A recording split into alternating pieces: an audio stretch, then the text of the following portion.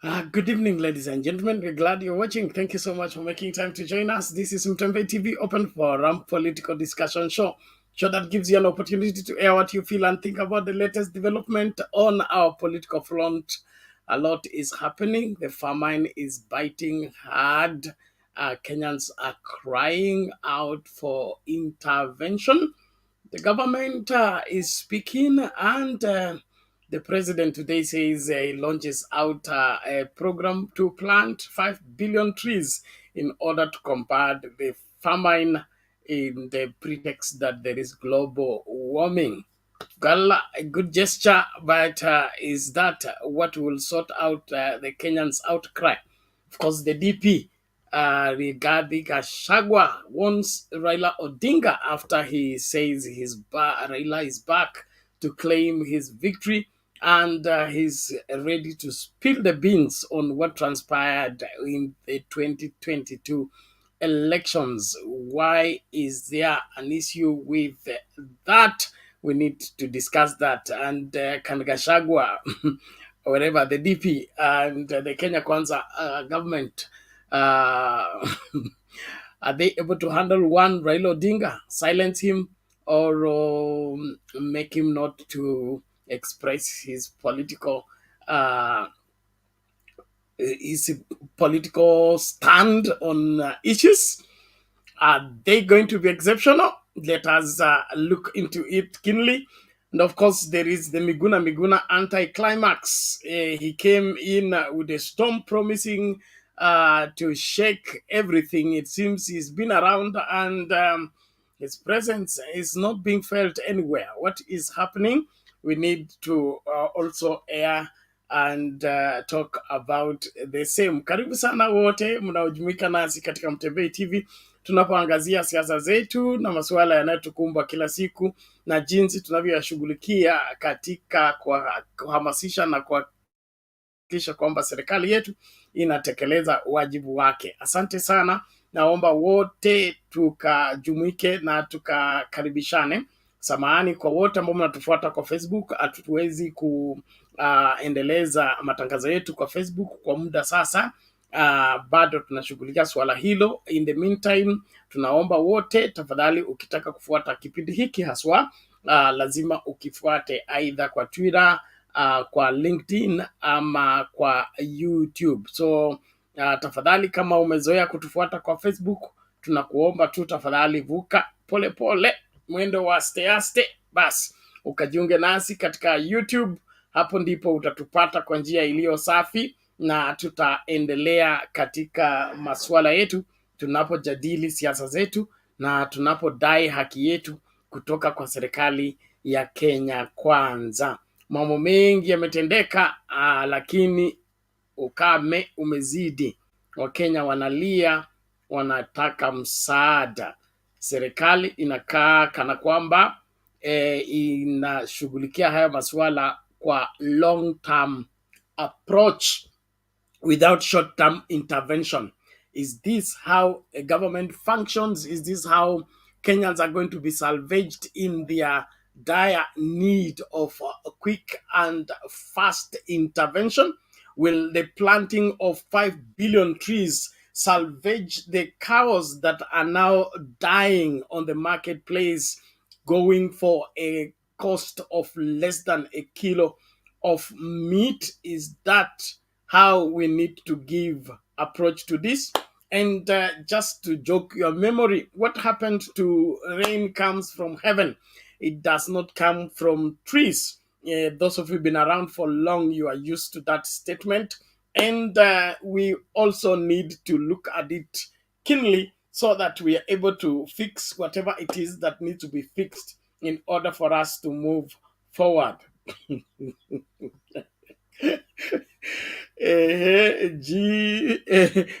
GFHGG. Where is Miguna? I'm also asking, where is he? If you have seen him, let me know. And that's why I'm talking about Miguna anti-climax. He was breathing fire and brimstone when he was still in Canada. He landed, and it's like nothing happened. And it's been around now a week or so, and we don't know what is happening. Was did he come on a mission, or he is back to relax and catch up with the rest of Kenyans on what passed him while he was away? Well, I think there was some committee in Kisumu that was disrupted by the patriots who said he has no business, to offer the people in that particular part of the world, and the leadership of the place is there is no vacuum, and so there must not be an interference and the confusing of the people by bringing in other issues that are non-issues. Okay, naomba nisalimie kila mmoja. Asante sana Wycliffe Machora, karibu kwa show. Na kusalimia Judith Adhiambo, asante sana, karibu kwa show. Alex Isoe anasema nisalimie. Na kusalimia sana na mikono yote miwili. Natuma salamu zangu nikipeperusha hewani zifike huko ni Minnesota. Aha. Karibu sana kwa show, na tunakutarajia uje hapa utusaidie na maswala. Rafiki yako anti-climax. So ningependa tuangalie hii maswala kwa kina. Kupanda miti. Kupanda miti tukianza saa hii na ng'ombe zishaanza kufia kwa soko. Ng'ombe inauzwa shilingi 500. Yaani hii serikali ya Kenya Kwanza inaitaka kutuchezea akili ama wako serious na kutatua matatizo ya Wakenya? Swala la kupanda miti, that is a welcome idea, but how is that an intervention program for the current situation? We are already in a famine. The famine is biting hard. We are losing livestock, we are losing livelihood, we are losing lives, and then somebody talking about planting trees. Then I saw some caption sent to me about the president talking about the young people that were doing what is it called? Kazi mtaani, sasa wataajiriwa kufanya kazi ya kupanda miti. Yani, what is actually happening with Kenya Kwanza? Are they serious about whatever they signed into office for, ama ni kucheza tu na akili za Wakenya na kuwahadaa kisha kuachana nao ama kuwaacha wakiwa mashakani?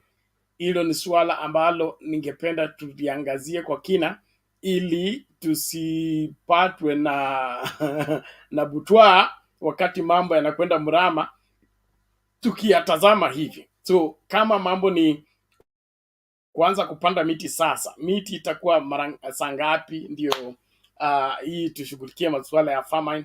If it's a long term intervention, is a welcome idea, a long overdue idea, but right now, what measures are being done in order to salvage the situation? We cannot be talking about 5 billion trees being planted today to handle the famine situation in the country. Is it that the government is insensitive to the dire issues bedeviling the people of Kenya? They are just ignoring, look the other side until the situation will sort itself? My question is that approach, will it work? Will it work? Will it make this government survive? Because you can't play around with hungry people, and you can't play around with people who are under pressure by reason of harsh climate changes that have taken place under your watch. And now you're beginning to bring up some manenos za kupanda miti bilioni 5. Na nikikumbuka vizuri 2008, 2009 kukawa na debate ya Mau. Haya, swala likatoka, mvua haitoki kwa miti, mvua inatoka mbinguni. Sasa nakipenda tu kueleweshwa sasa nini kimebadilika. Mvua imekataa kutoka mbinguni, sasa inaanza kutoka kwa miti. What has changed? We need to look at this keenly and then be able to sort out our manenos the right way.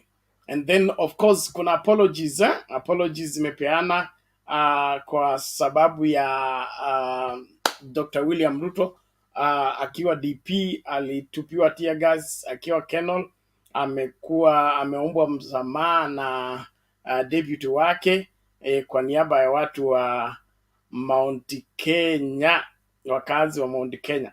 Ya swala tunalouliza ni kwamba hii apology ni ya sababu ya tear gas. Apology ya wale watu waliouawa katika kanisa la KIAMBA tunapokea lini?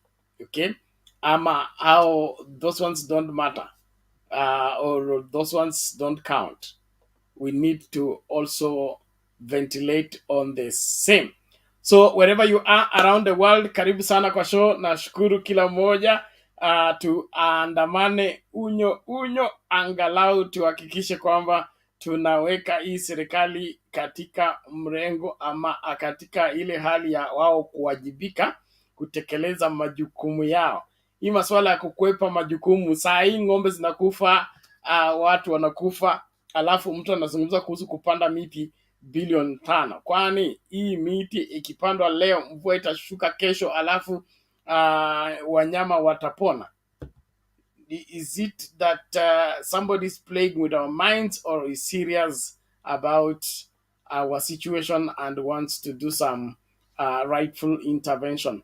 I want to appreciate everybody who is joining us. Thank you so much. Gitonga, thank you so much. Charles Aguaru, we appreciate you. Trufosa Lai, asante sana, happy Sunday. Thank you so much. Juliet Musalia, karibu kwa show, asante sana. Kuna nani huyu? Mariam Kache, karibu sana. Top notch Muza, karibu sana. Anasema Rao die hard, Okay, nani huyu? Oh my God, I will not say that. Thank you so much. Yasmin Bunu, Bunu, karibu sana. Mike Hisa, karibu kwa show. Mary Wainaina, karibu sana. Nashukuru kwa kuwa pamoja nawe. Kuna Mark Meki, karibu sana. Of course, tunaandamana. Okay, the link to use to get in the studio nimeweka hapo sasa hivi, ukitaka kuingia kwa studio ili ukachangie katika masuala haya, karibu sana. As I play out this video, you can come in and let's begin to ventilate on the issues at hand. Mimi naona serikali ya Kenya Kwanza inacheza na akili za Wakenya. Hawako serious na jinsi ya kushughulikia hali mbaya ambayo Wakenya wanakumbwa nayo.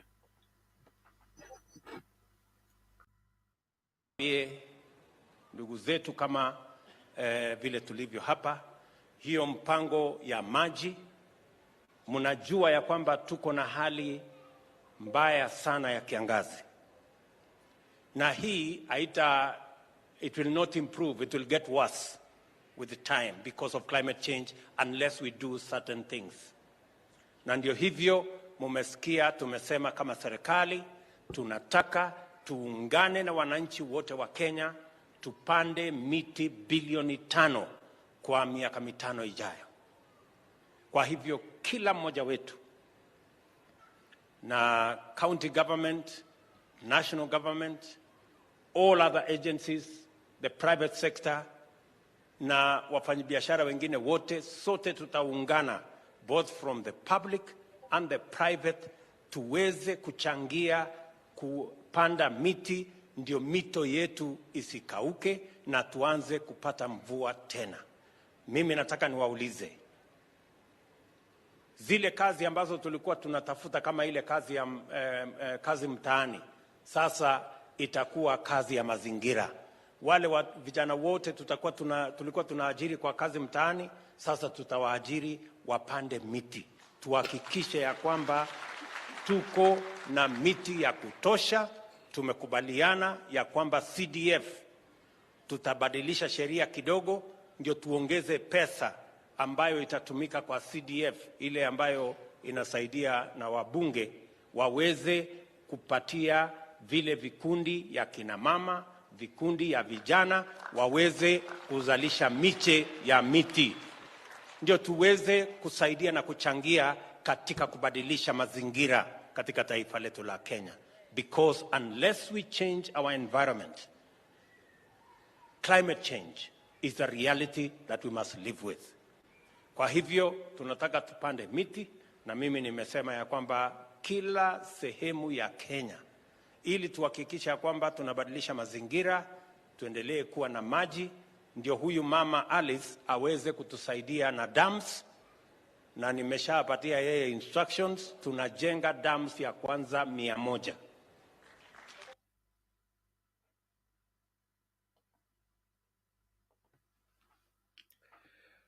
Huyo ni Rais William Ruto akitoa hoja yake kuhusu kupanda miti.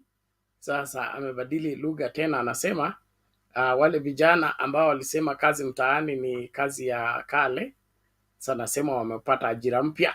Ajira mpya ni kupanda miti, kufanya kazi ya environment. Mimi nilikuwa nafikiria hiyo kazi ya environment ilikuwa kazi ya kusafisha mazingira, kufungua mitaro. Hiyo ni environment. Which environment are we talking about? This president is something else altogether. All the same, Wakenya wote, karibu katika mjadala wa leo. Tunaangazia warning ambayo Gachagua anatolea Raila Odinga atatoboa. Kuna mtu wa kutisha Raila Odinga katika nchi. Ningependa tuangazie kwa kina. Alafu hii masuala ya kuanza kupanda miti wakati watu wanakufa njaa, wanyama wanakufa njaa, nini kinachoendelea? Miguna anti-climax amekuwa hapa wiki sasa imepita. Nini kinachojiri katika ziara yake hapa katika kurejea kwake hapa? Kumbuka kumeliliwa kama miaka 5 sasa.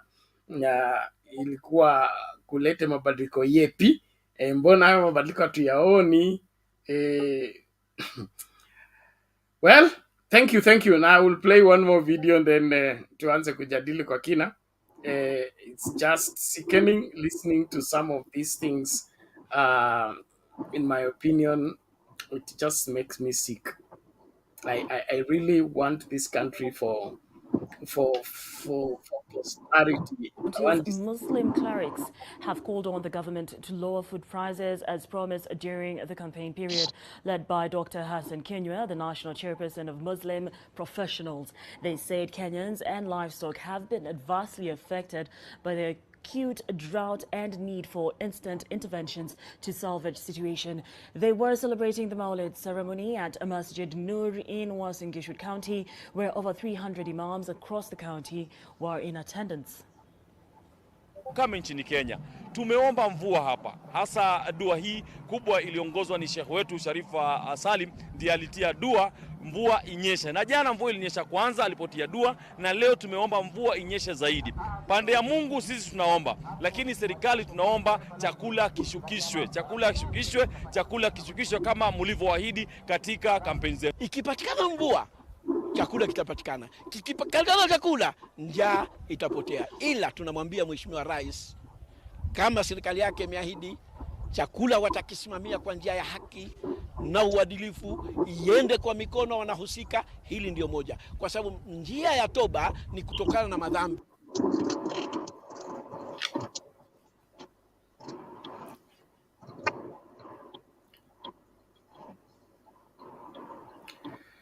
Alex, vipi leo? Kwa Bernard, naona uko lonely hapa kwa studio, nikasema acha niingie hapa. Thank you for coming to juu ya yetu. Sasa najua serikali sielewi kama they were ready. First of all, let me give my congratulations to you for your courage. When the cloud is so dark, you still have the courage to come and speak about these things. Mpaka tunaona CDI anapotea Kenya tu hivi, tunaambiwa sijui nini imefanyika, but tunaona CDI wanakufa, lakini wewe bado you have that courage to come and still sit here so that we can speak. Secondly, nataka congratulate rafiki yangu James Mujambei, na hii ndio nimekuwa nikiambia watu wangu, when you are given a lemon, make a lemonade. And I think I like the step James took, was it on Thursday last week, when Kenya was celebrating the digital transformation under Uhuru Kenyatta, not under Ruto. What happened under Uhuru Kenyatta? And Mutembei went there in that function. I don't know if it was in a state house. And he was recognized. Mutembei was recognized as one of the game changers of politics in Kenya. And James panicked akiongea kule, alienda akasema mimi nilikuwa ule mrengo mwingine. He panicked a little bit. Badala angewasomea huko awaambie hii Mutembei yetu inasaidia watu wana heal. Lakini ni kama haja heal vizuri, but we still congratulate him, na ndio maana naambia watu wetu James now is going to access Hustler Fund, na sisi tutaanza Mutembei TV yenye hata huko mashinani watu watakuwa wanatuona vile tunapiga story na vile tunaongea juu ya our country. So James, bravo, usiogope ku access Hustler Fund. Real hustlers will never be given that fund. Ni sisi ambao tulikuwa mlengo mwingine, at least with a common education tutajua vile tuta apply for that, na sisi ndio tuta benefit. So Bernard, hiyo maneno iweke vizuri sana. Mutembei should get Hustler Fund, na tutoke from digital peke yake, kutoka YouTube tuende mbali mpaka sasa bodaboda wenyewe wanatuona, na mama sukuma wiki sio mama mboga, na hii mboga hakuna anyways, ni sukuma wiki iko peke yake. Kitu kingine Bernard, hii serikali iko confused. You see, immediately they took over, they told us we are going back, we will go to the forests. And we started complaining, and Wakina Duke and other people came here and started making noise, and we told them already Kenya. You see, one of my favorite subjects in high school was geography. When I was in high school, Kenya was covered with 24% of forests. I schooled in Lugulu Primary School. Nakumbuka Bernard, what used to happen when the pan paper used to work, zile magari zilikuwa zinaenda mpaka Mount Elgon, zinachukua miti kutoka huko zinaleta mpaka Webuye. Pan paper used to smell kutoka Webuye, hata ukikuwa Kandui Bungoma unasikia inanuka vibaya usiku. And Moi used to do kata moja panda mbili, kata moja panda mbili. Like it or not, Moi was a gentleman when it came to environmental, except wakati alitaka kuchezea Wangare Maathai. That's the only time he messed up. But when it comes to kata moja panda mbili, let's give him some accolade. Moi really tried as an individual to make sure that the percentage of forests stayed at least 24, which was a quarter of our country. Miti haikuwa inakosa kwenda kwa pan paper. Kwa nini? Moi was very adamant, and that pan paper really helped watu wa Webuye, Bungoma as a whole. And I hope it will happen. Ile siku Uhuru alisema mpaka akaambia Eugene kuwa tuone moto. I don't know if Ruto is going to continue that, but we are going back to the issue of forests. Hao watu wamekuja wakasema wataingia mashambani, wataingia misitu. And then we asked them, we are facing drought, climate change. Give one of the best speeches in the UN. Umetoka huko hivi, your deputy amesema anaenda wapi? Mashambani. Leo anaanza tena kutudanganya kuwa anataka kupanda miti bilioni 5. Bernard, I don't understand these people. I mean, there is a confusion within them. I don't think they were ready to take over the government. They should be bold enough to ask for advice. When Zuma took over, you see, Zuma was running for presidency because he was running away from the arms deal that he was supposed to go to jail for. So he campaigned harder to get Mbeki out. When he got to the presidency, he had no agenda. What he did, he had to copy what the EFF, more especially Floyd Shivambu, whatever he used to say in parliament, they used to go copy paste and do what? And implement as a government. Why can't they just come here in Mutembei? We just get free economic services. They don't have to pay us, because it looks like they don't even know how to run this government. Because now, one day, miti bilioni 5. The next day, tutaenda misitu. Wakati mnaingia misitu, mnaenda kufanya nini? Si mnaenda kukata miti? Si atuambie wamesha kata bilioni 5 miti, sasa wanataka tu kupanda miti bilioni 5. Because that is what it looks like. So, the other thing, Bernard, you see, this Miguna issue, I don't know why Munapea Miguna airtime. The guy is overrated. I have worked with Miguna very close. In 2007, Minnesota was one of the people that hosted Raila Odinga when he had a cash crunch and he did not have enough money. I remember we went to one hotel here. Mangi was there. The people now who are politicians, the former deputy governor who was our chairman at that particular time, Miguna came, Mireri was there, Nyagudi was there, and very able people. And we worked with Miguna very closely before he was given a job in the office of the prime minister. The guy is overrated. You sit down with him. Well, he speaks very good English, but those pronouncements that he keeps on giving, sometimes people think that Miguna is so powerful. Miguna is overrated. Left by himself, he can't even have a friend. The Kenya Kwanza government knows very well they cannot give him airtime to exceed some point because they know that he will be their own enemy. So Miguna, yes, he has retired. Yes, they want him to fight Raila Odinga, but they can never fight him. What Kidero is trying to do and other Luo leaders who are crying out because of the power of Baba, the strategy they have to remove Raila Odinga from the kingship. The more they try, yesterday, Baba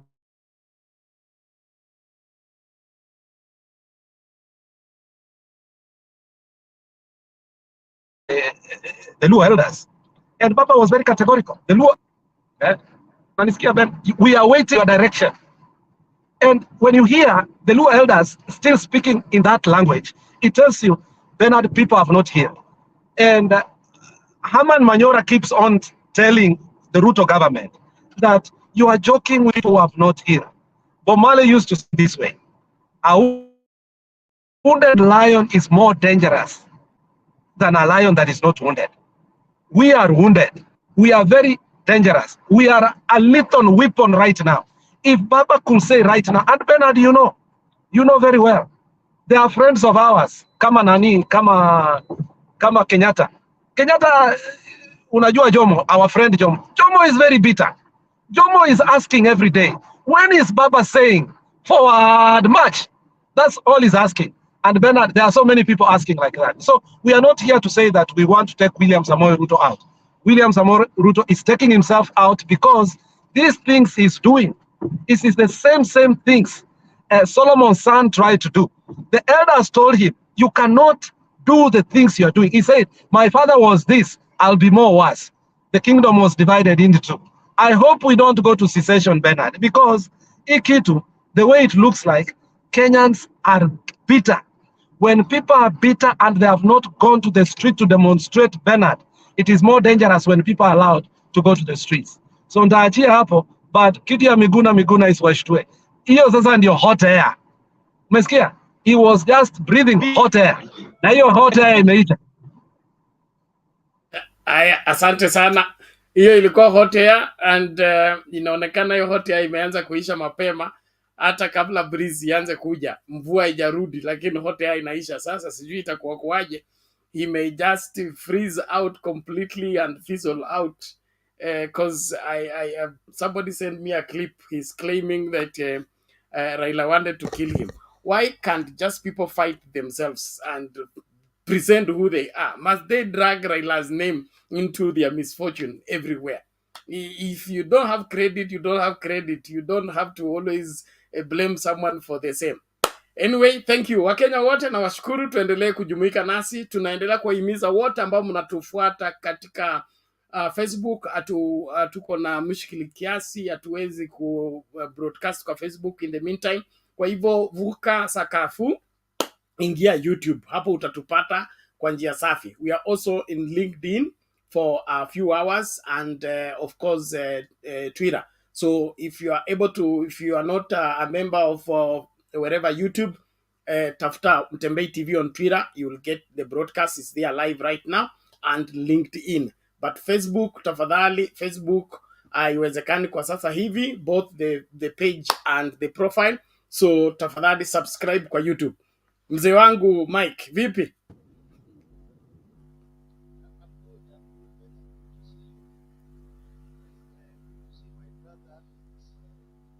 Dadi, inaonekana sauti umenyongewa na watu wa UDA. Tengeneza sauti.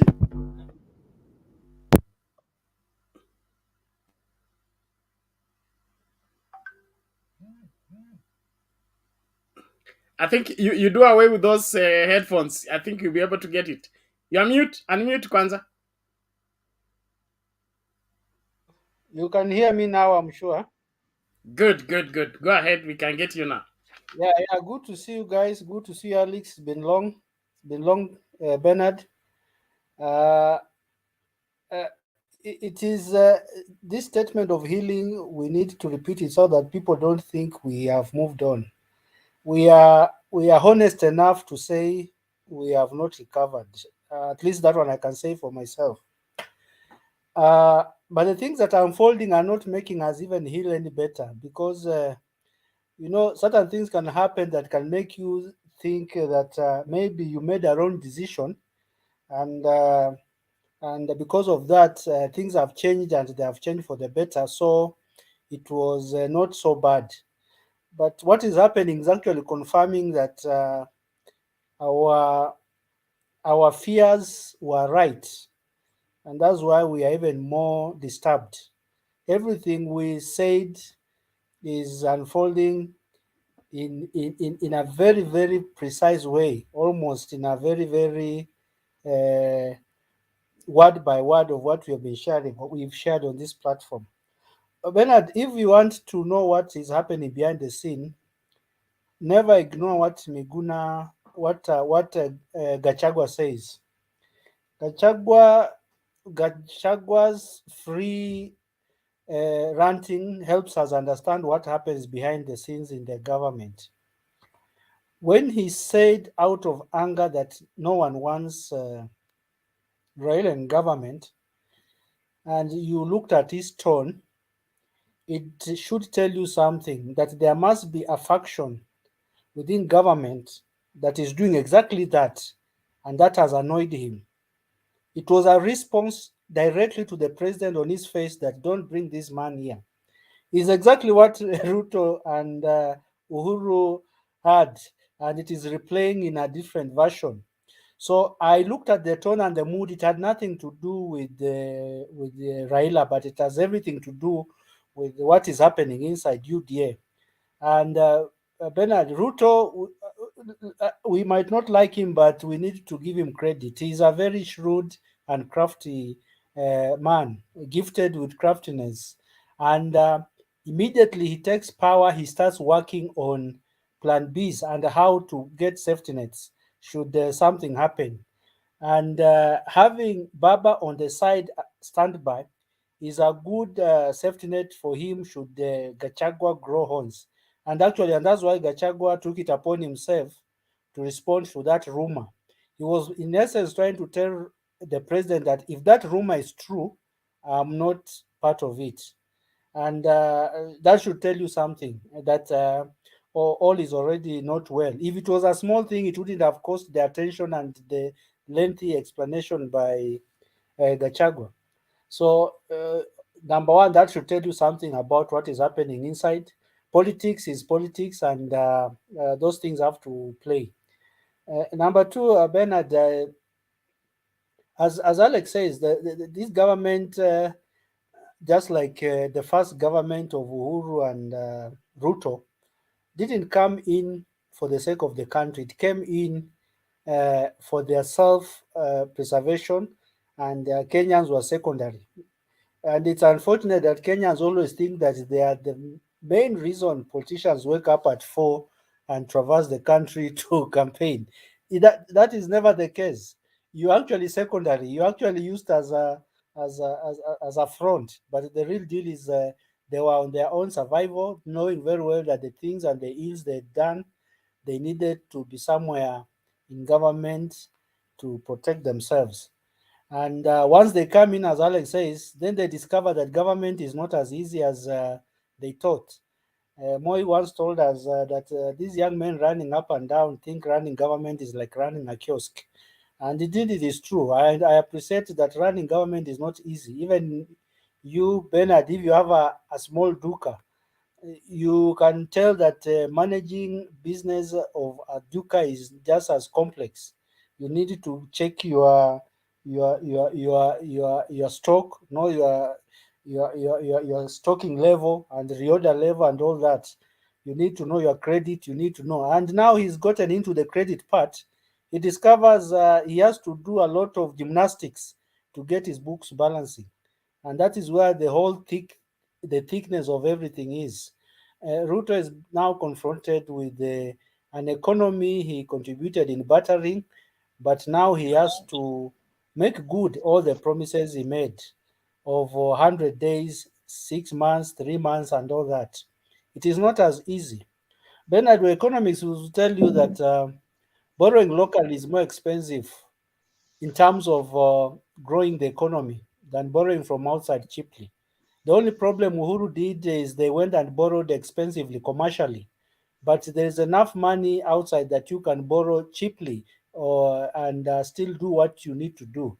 The obsession of getting to China and borrowing at market price is what has also contributed to our problems. But now, when Ruto says he's going to borrow locally, is going to then choke the money available locally, and banks will definitely just take all their monies to the government, and there'll be no money to move around. Kibaki actually did the opposite, Bernard.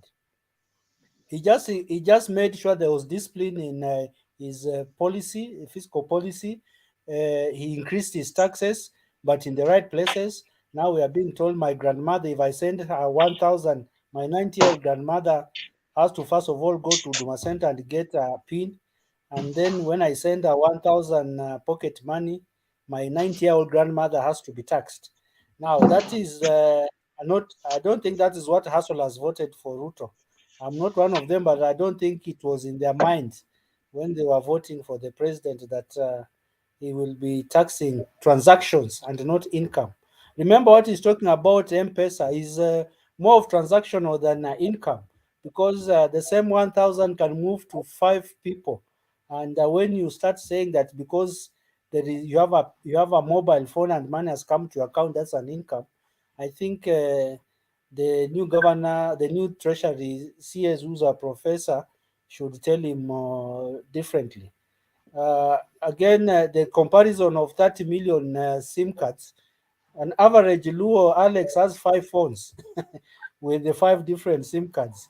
So are you going to tax out of, of course, lifestyle, out of their lifestyle? Are you going to tax them 5 times because they have 5 SIM cards? I think somebody needed to have thought through, and that is why I agree with Alex that it was never thought through. People are coming with knee-jerk uh, solutions that will not take us far. But what I want to say is, and you might not agree with me, is that let Raila this time not become a scapegoat. Even the talk of him suggesting that people should boycott paying tax, you should allow this pig to fry itself in its own fat, and not take responsibility for any blame for any mistakes that are going to take place, because there are many, and we want to see what we were promised would happen in the first 100 days, in the first 1 year. And by the end of the next year, Bernard, there will be clarity. And we shall now, going in the future, vote wisely. I think this need to happen for us to, this talk of vote wisely will no longer be a discussion. It will be an experience. What we are having are discussions and civic educations of vote wisely. But it will not be civic education. It will be personal life experience that will have taught us what voting wisely means. Thank you, Bernard. Okay, asante Mike, tunashukuru kwa mchango wako na maoni yako. Uh, I agree with you to an extent, but Baba's silence when everything is going wrong is not going to help much. Uh, Kenya Kwanza government, whether Baba does anything, he will be blamed. Whether he does nothing, he will still be blamed. So let Baba do the right thing. Boycotting taxes, that is part of the struggle, because Just listen to the president. I will play that clip again of cow being sold for 500 shillings. Bei ya kilo moja ya nyama Naivas, nimekuwa Naivas leo, it's 750. Okay? Lakini unaweza nunua ng'ombe mzima, kichwa na pembe. Okay? For 500 shillings. Then Rais anachukua microphone kusimama mbele ya kanisa kuambia watu ameanza mradi wa kupanda miti ili miti ishughulikie maneno ya famine. Is that a person that you want him to stay in an office another day? Mimi sioni kama tunaenda hivi. Even if you are insensitive, how can you be that insensitive to an extent whereby you share your thoughts? Those are things kama mwanaume umelemewa, okay? Mama ameuliza maswali na una majibu, okay? Kuna maswali mengine bado una process. Hiyo unamezanga kwa ndani. Ukiprocess majibu. You don't give out those kind of information. So what we are dealing with here, it's a government that wants to look the other side no matter how much people are pained, so that watu wazoee uchungu, wakubali kwamba hao ndio serikali, wapende wasipende. Unakumbuka mpende msipende? Nasir, okay? Hiyo ndio slogan ambayo is the next thing to kick in. Mpende msipende, mimi ndio rais. Mpende msipende, mimi ndio amri jeshi. Mpende msipende, mimi nitawatawala. Mpende msipende, mimi ndio kiongozi. That is where we are headed if we don't do anything to arrest this kind of situation. This is the time when Baba Moi angekuwa amefunga lori yake, anapeleka mahindi wapi? Kule kuna famine. Anapeleka nyasi, anapeleka maji. That is how a government works. This one we are having is not a government. This one we are having is a club of people who have gotten themselves into office with no agenda for the Kenyan people. And so, if Baba does not come to our rescue, we are doomed. And I'm happy Baba has begun to talk. Let him talk. And whatever direction he takes, as long as it's for the good of this country, let's go for it. Please, we cannot sacrifice the livelihood of the Kenyan people on the platter of some people who have no idea on how Kenya works, on how Kenya functions, on how Kenya survives. No. Ng'ombe mzima shilingi 500 na bado unafunga tai.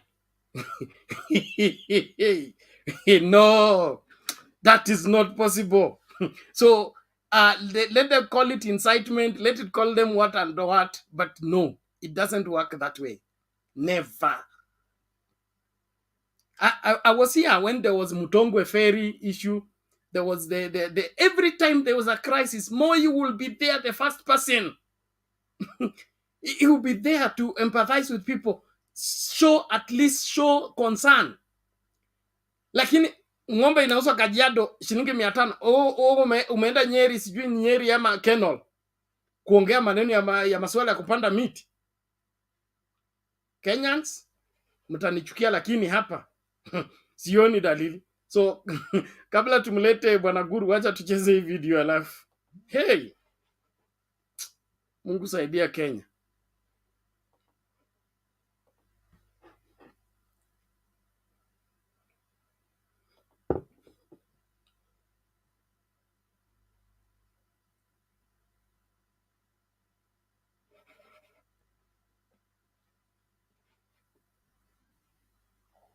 Na wale wote ambao wamepata nafasi ya kufika, sisi wale tumeandamana na wewe, ni kutoa shukrani kwa makasisi wetu na Wakristo kwa kutualika hapa katika ibada ya shukrani kwa Mwenyezi Mungu kwa yale mema ametutendea, na hasa sana kwa sisi viongozi kwa ushindi wetu mkubwa kwa uchaguzi ambao ndio uliopita. Tungetaka tuseme asanteni sana makasisi wetu, na tumefurahi sana kuwa na nyinyi. Hatujapata nafasi tangu uchaguzi tuweze kufika hapa. Rais wetu, kwa niaba watu ya region hii ya Mlima Kenya, tuko na shukrani kubwa sana kwako kwa kushirikisha sisi katika serikali yako tukusaidie kusukuma gurudumu la maendeleo, hasa hapa Murang'a na kwa mlima yote kwa jumla. Tuko na shukrani kubwa kwa kufikiria kumteua Profesa Njuguna Ndung'u akuwe waziri wetu wa hazina.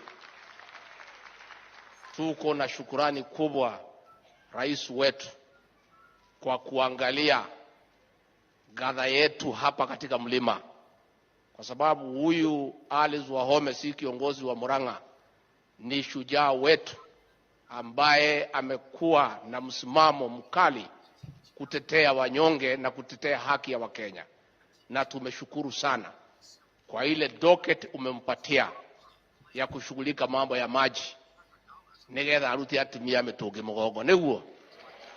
Na huyu hawa viongozi wetu wawili, Your Excellency, huyu Profesa Ndung'u ndio alikuwa na Rais Mwai Kibaki akiwa pale gavana wa Central Bank, na wakamsaidia Rais Mwai Kibaki akafaulu, na uchumi wa Kenya ukabadilika na Wakenya wakafaidika. Na vile ulifikiria, Your Excellency, umtafute huyu profesa akuje akusaidie na asaidie wa Kenya. Tukiwa hapa Murang'a na katika region hii ya Mlima Kenya, tunataka kusema asante sana Your Excellency, tumeshukuru sana. Huyu mama wetu Alice Wahome ambaye amekuwa hapa Kandara, amesukuma mwaka 10, amefanya maendeleo. Umemleta katika uongozi wa serikali asaidie wewe na Wakenya mambo ya maji na mambo ya irrigation. You could not have found a better leader from this region wa kusaidia wewe na Wakenya katika docket hiyo ya maji.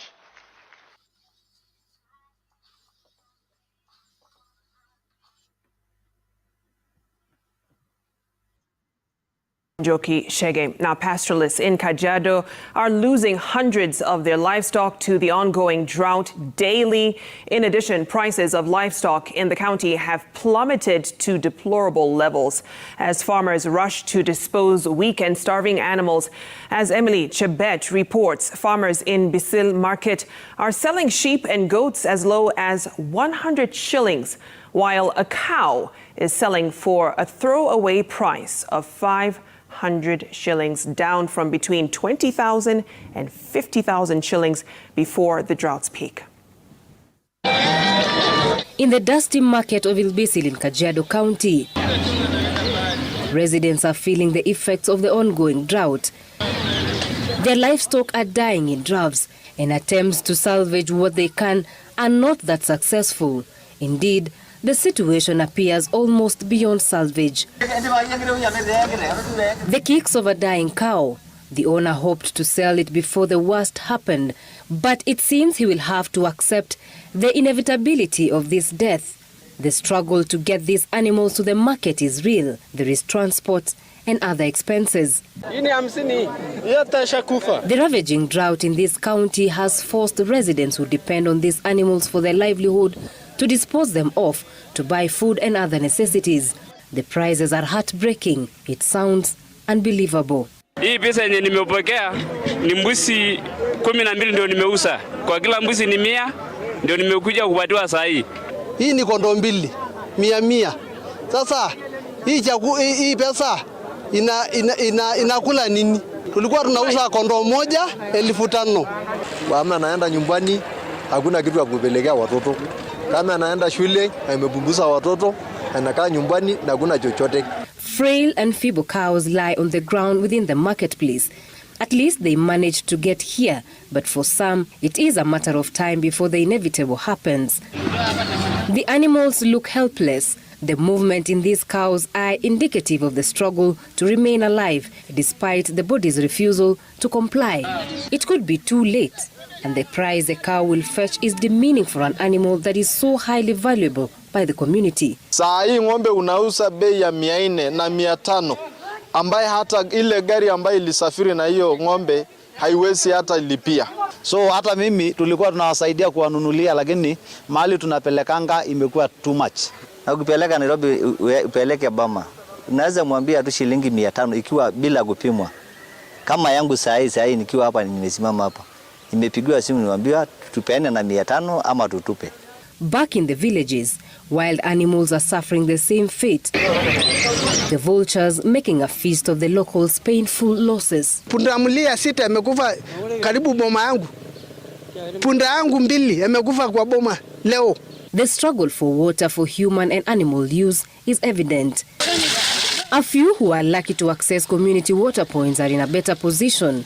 Their animals can at least quench their thirst. Emily Kuhia, a village elder in Oleserian, says the few remaining livestock are giving them sleepless nights on what to feed on. What was not edible in the past is now valuable. Mtu alikuwa na ng'ombe 100 na kitu, lakini saa hii unakuta mtu ako na ng'ombe 5. Ikiwa sasa kiangazi itaendelea hata wiki 2, tutaangamia kabisa. Matumaini yetu itaisha hapo hapo. The weatherman has hinted that the situation may run into next year. According to the residents here, another failed rainy season will be disastrous, not that it is not already. And should the rains pour sufficiently and replenish water sources and breathe life into the pastures, it may still not be enough food for the livestock, nor spur the recovery needed here. That is likely to take a long time. Naomba hivi kwa serikali, kama kuna mahali kama wanaweza kuja kutusaidia kwa hizi kuzinunua. Anaomba serikali yetu afungulie soko mzuri sana ya kuokoa sisi kama KMC kama nini, aokoe sisi apate hata hiyo ng'ombe kupata 4,000 3,000 afasali kuliko kupata 500. According to the government and humanitarian agencies, 4.35 million Kenyans in 29 counties are in need of food assistance. For some, that need is critical. Emily Chebet, Citizen TV, Nairobi. Now, as the relief food...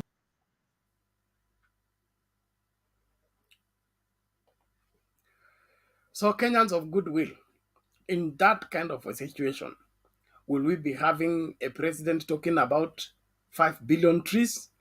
And these 5 billion trees, when you plant trees during famine, utakuwa unanyunyuzia maji, na hiyo maji itakuwa inatoka wapi? Ama is it not another white elephant project to kutoa pesa ziende kunua mbegu ya miti alafu zipotelee hewani? Let's get our act together, for heaven's sake. This country needs quick interventions, not these games they are trying to play, mind games. These are nothing but mind games. Hata headboy wa shule afanyangi kazi kama hii. Bwana Guru, karibu. Lakini asante.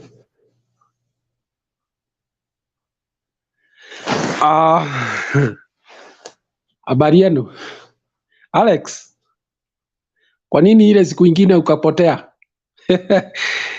Tukiongea wewe ulipotea, sijui ulisikia mambo imekuwa ngumu ama ni nini? Kwa saa ingine ukiona watu wengine kwa studio unatoka tu kwa sababu you are on a healing process. Utaki tena ukue mgonjwa. Sawa. Nimeamini. Sasa Bernard, hii mambo ya Gachagua na Raila imeingia sana, na ile iko ni kwamba hawa jamaa wanaogopa. Wacha niseme namna hiyo, na kuogopa kwao ni kwamba huyu mzee anaitwa Raila Odinga, msisimuko wake wa siasa ni msisimuko ambayo inaweza kuwaletea kitu ambayo hawawezi kudhibiti. Unajua hii mzee tangu anjiapishe pale Uhuru Park, that was precedent. I don't think it has happened in any African country or even any known country which is stable democratically. And the reason is mzee ni a political institution in himself. Labda ukiweka kwa vidole yako ukaunt wale watu ambao wame shape the socio-economic and political environment ya nchi hii, labda baba ako katika wale wako mbele pale watatu peke yake, na especially what we would call the molding of a national modern state from those basic structures of government to more sophisticated democratic institutions. Now, therefore, the modern state that is Kenya today will not be complete without a whole chapter of Raila Odinga. Why? Because he's one person who has always questioned whether we are using the right institutions, whether our institutions are strong enough or they're grounded on reality. And as a result, we have had changes made. And those who remember very well, they know that he was the first to aggressively campaign for devolution. Kwanza iliita majimbo, akaona hiyo imeleta joto sana, akageuza akaita ugatuzi, ili watu waelewe ile alikuwa anasema. Alipigwa na makanisa, mzee anataka kubalkanize the country, wengine wanasema anataka backdoor ili aingie kwa uongozi bila kupigwa kura na wananchi. But because he knew what he was fighting for, he persisted. And today, even those who are fighting him the most would not want to hear their counties scrapped. It cannot happen. So what I am saying is this. Hawa viongozi wawili tunao sahi wanajua tena sana kwamba wasipofanya kazi na wananchi wawe na hasira, yule mtu atashikilia koti awaonyeshe njia ni mzee Raila Amolo Odinga. Na hiyo msisimuko ikianza, kama vile unajua ilifanyika 2005 ikasukuma mpaka 2007, unajua kwamba hiyo ni tsunami. Kwa hivyo ukiangalia mambo ingine vile inaendeshwa, ngojea mwaka mzima na ni njaa, watu wanalala njaa hapo. That is a very strong point on which to tell the people, no, the government is doing nothing for us. Number 2,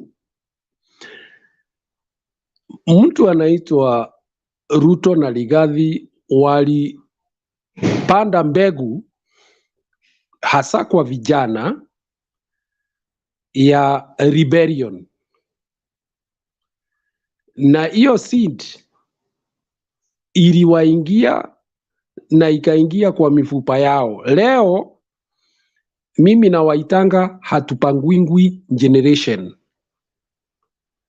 Hawa vijana wakigeuka na juu ile damu inachemuka ndani yao ya ile mbegu ya hatupangwingwi, kudhibiti hawa vijana itakuwa ngumu. Nasema nini? Nasema hivi. These two people are taking Raila very rightly. By going to attack him in every political function, they are actually spoiling for themselves, in the sense that they are making even the people aware that that is the only man who may change the direction of things. They are scared. If you know very well, you know what happened when Kibaki defunct with Raila. Kibaki was advised to actually ignore statements made by Raila. If you remember very well, Uhuru, when they defunct with Ruto, he decided to keep off the politics.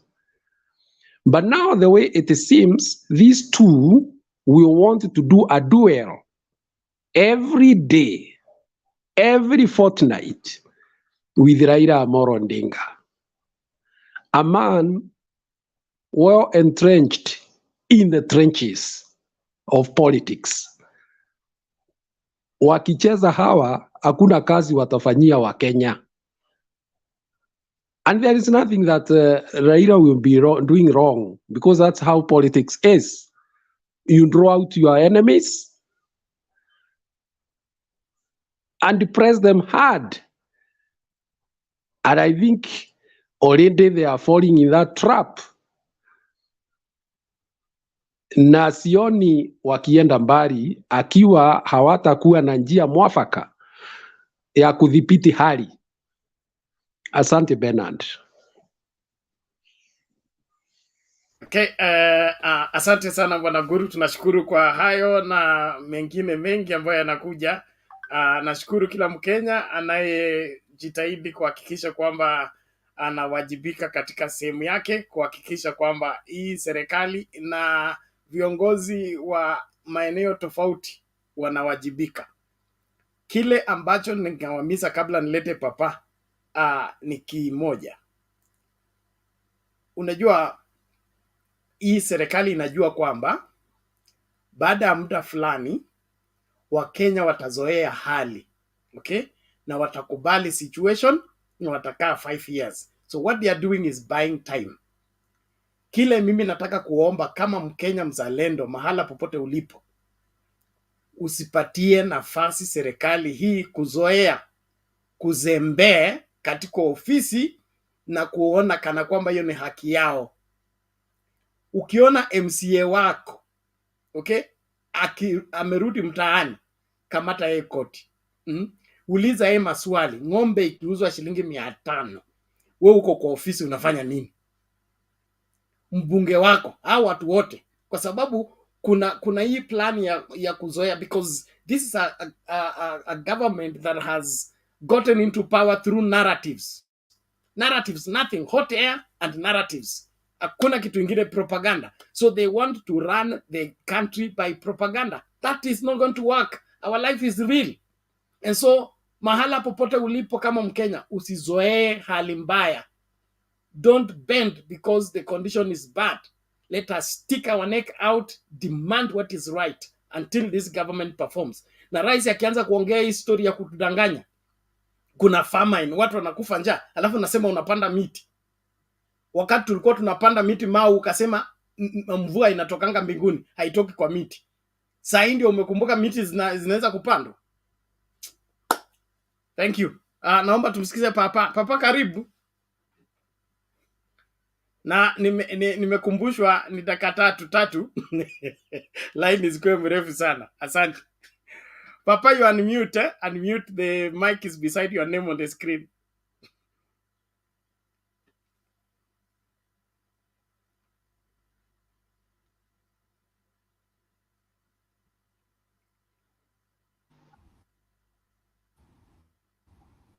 Aha, there you go. Go ahead. No. You just unmute once. Umemute tena. You unmute once alafu naongea.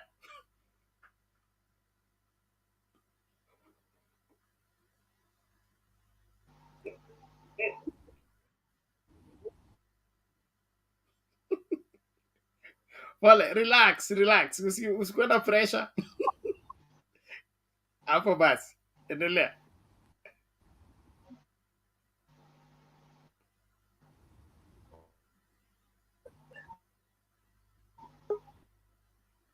Pole, inaonekana kuna shida na mitambo yako. Sauti yako itoki, hatukupati. Kwa hivyo utatoka alafu urudi ili urekebishe vizuri. Kama unatumia simu, you will need to restart your phone so that it configures right. We can't get what you are saying, but we can see you. Let's listen to you Finn, as Papa makes his gadget to work. My own sister, how are you today?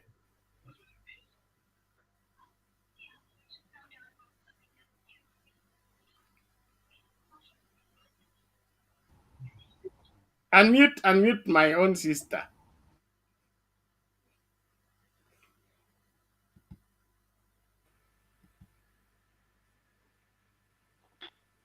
Leo kila mtu ana shida kubwa.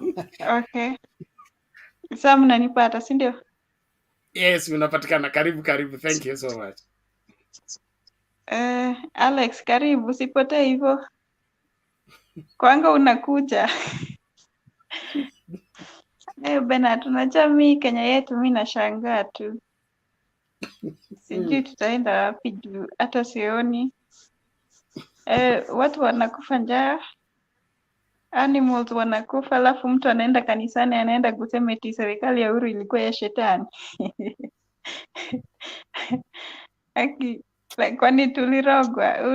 Huyu mtu, kwani ajenda yao leo ilikuwa ni ya Uhuru na Raila? Eti serikali ya Uhuru ilikuwa ya shetani, inasimamisha polisi kanisani. Sasa hiyo ni ajenda gani hiyo? Alafu natuambia tupande miti, kwani kitambo miti ikue hadi hiyo mvua ikuje itakuwa miaka ngapi? Na watu wanakufa. Sasa wanataka kutuambia eti hii serikali hakuna pesa ya kusaidia watu wenye wanakufa njaa. Hiyo pesa hakuna. Ile yenye walitoa subsidy ile ya unga na hii zingine na hii ya petroli, kwani walitoa kwa nini? Si wangerudisha tu hizo alafu wa solve hii issue ya njaa. Unajua mtu hafai kufa njaa na serikali iko. Na serikali hata haizungumzini kama hata haiwatch news. Kwani watu hawatchingi news waone venye watu wanahangaika? Mimi nashangaa tu. Hata ni vizuri Gachagua amesema hawataki Raila. Hata sisi hatutaki. Kwani sisi tulikuwa tunataka Raila aende kwao? Hatutaki akaribie hii government hata kidogo. Akae tu hivyo mbali. Tukae, mimi kama Azimio nafurahia. Sina shida. Lakini najua mtu wa KK wako na shida. Ingawaje wanajikaza, lakini shida iko. Juu mostly wao ndo wameathirika zaidi. So waambie mtu wao, president wao awapunguzie gharama ya maisha, awashughulikie. Hiyo tu. Juu hii kitu ni ngumu sana, ni uchungu. Huwezi watch watu wakikufa njaa alafu unatuambia tupande miti. Unatoa kazi mtaani unatuambia sasa ni kazi ya mazingira ya kupanda miti. Sasa haki mimi sielewi. Hawa watu heri hata wangetuacha tu. Hawakuwa ready kugovern. But Mungu yupo na baba azidi tu kuongea tu hivyo, wakawa wanachanganyikiwa tu hivyo. Ndio wananchi waone walikuwa warned na hawakusikia. Mimi nataka tu hao mahasla ndio wakae kipaumbele, wakiambia serikali yao iwafanyie kazi ama watoke. Asante. Okay. Thank you so much. Hii ni serikali ya ajabu kabisa. Mtu anauliza swali, okay, wanaomba msamaha kwa polisi kutupatia gas kwa watu Kenya, okay. Msamaha wa kanisa ya KIAMBA watu kuchomekewa ndani unatolewa lini? Hii msamaha inapaswa kuja also chronologically kulingana na dhambi vile zilikuwa committed, tukazitubu moja baada ya nyingine. Hii story ya kufumba watu macho tuachane nayo. One quick video before Papa comes in. I hope now amesort nini. Then kuna nani huyu? Oh, huyo ni admin mwingine. Admin, you are not well configured. Like, tengeneza mambo. Okay. Thank you, Jesus. Two quick videos. Some of these things are very sad.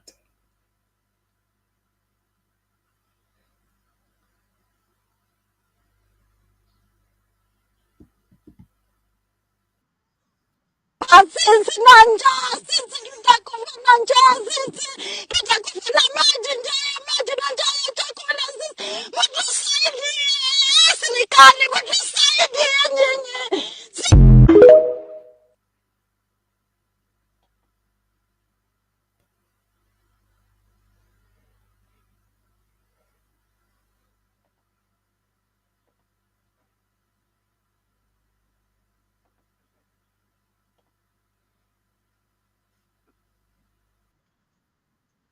Imeanza kuteremka.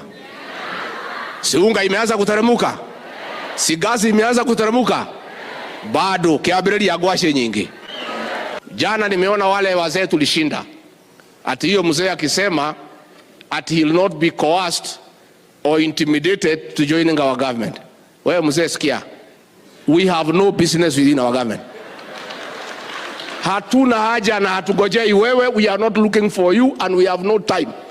The last time uliingia serikali ya Uhuru Kenyatta aliharibu wako haribu. Mungetaka akaribie serikali yetu? Mungetaka akaribie?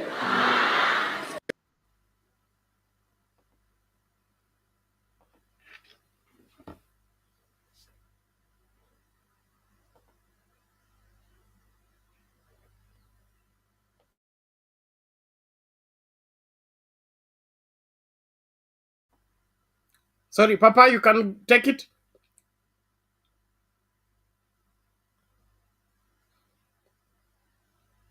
Kamau, subiri, nimekuona. Subiri kidogo tu. Papa inaonekana na mitambo. Endelea kujaribu Papa, utakuwa mzoefu tu, usijali. Yes, Samuel Kamau, vipi?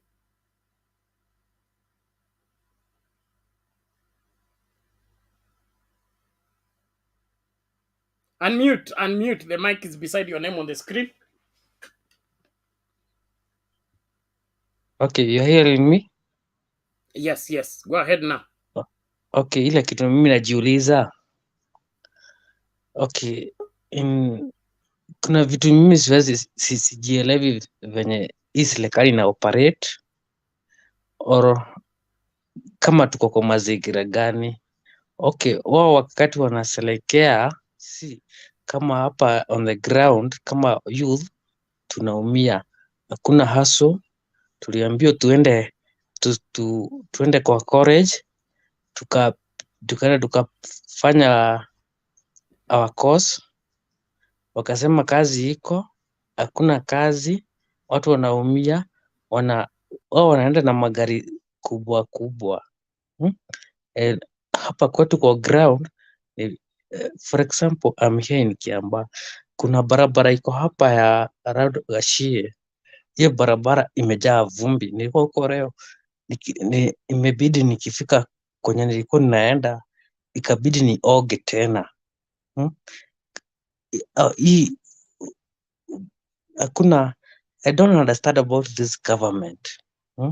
Sijui tuende wapi, ama tuende Tanzania, tuende tukaishi huko kwa suluhu, tuone kama tutapata suluhu. Tutaenda wapi my friends? Hii ni wakati ya kusema enough is enough. Tunaweza, you can even go there, tuko na nguvu. Hao watu wanatunyanyasa tu, wanapandisha petrol kila siku, wanasema gasi inaanguka. Okay, gasi inaanguka, ni wao wanadiru na hizo gas, ni wao wanadiru na hizo makampuni za unga. Obvious, ni hao wanajua penye shida iko. Waache kutubeba ufara, waache kizungu mingi, waache mambo mengi. Tunataka within, hata ni wao wako na usukani, watupatie maisha bora. Okay, wasai wasichana wetu na Wakenya wetu wanahangaika huko Saudi Arabia, au watoto au wameenda kuhangaika huko, hawajaenda huko kwa sababu ya furaha. Hakuna mtu anaweza toka kwenye nchi yake ende kwenye Uarabuni akahangaike kwa furaha. Hawezi ongea hiyo. Kwani mzee Raila, okay, walimfanya venye walimfanya na hiyo ikaisha. Sasa hata hawezi sema wale watoto wako huko Saudi Arabia ati wajiulize kwa nini wanaenda huko. Hujaisikia hata kiongozi mmoja akiongea hata hiyo mambo bungeni, of which tunahangaika.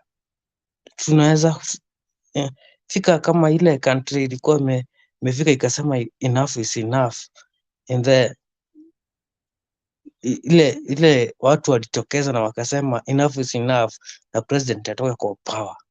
Thank you. Okay, thank you Mr. Kamau, we appreciate it. Tutakwamia hapo. Change lazima itekelezwe. Hakuna maneno ya kuvumilia mpaka tukufe tukivumilia. Kama kiatu umevaa na kiatu imeanza kukufinya, unatoa.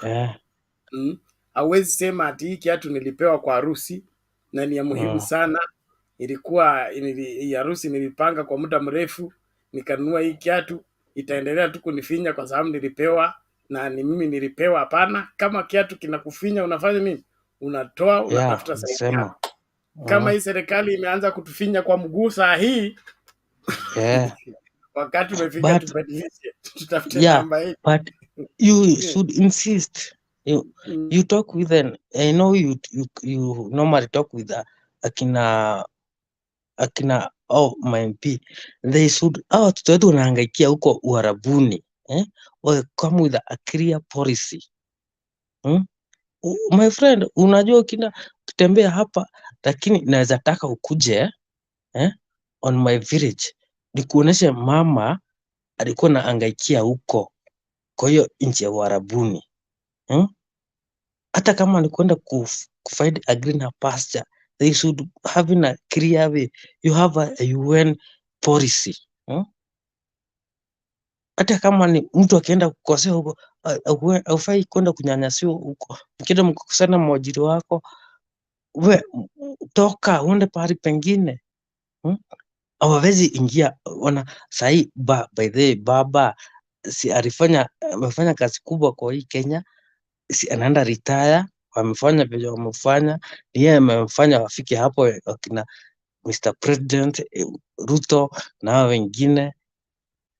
Lakini waseme hawawezi mheshimu kidogo, hawezi ongea mambo kama yao. Sahi ile kazi tumempatia ni kazi ya inaitwaje,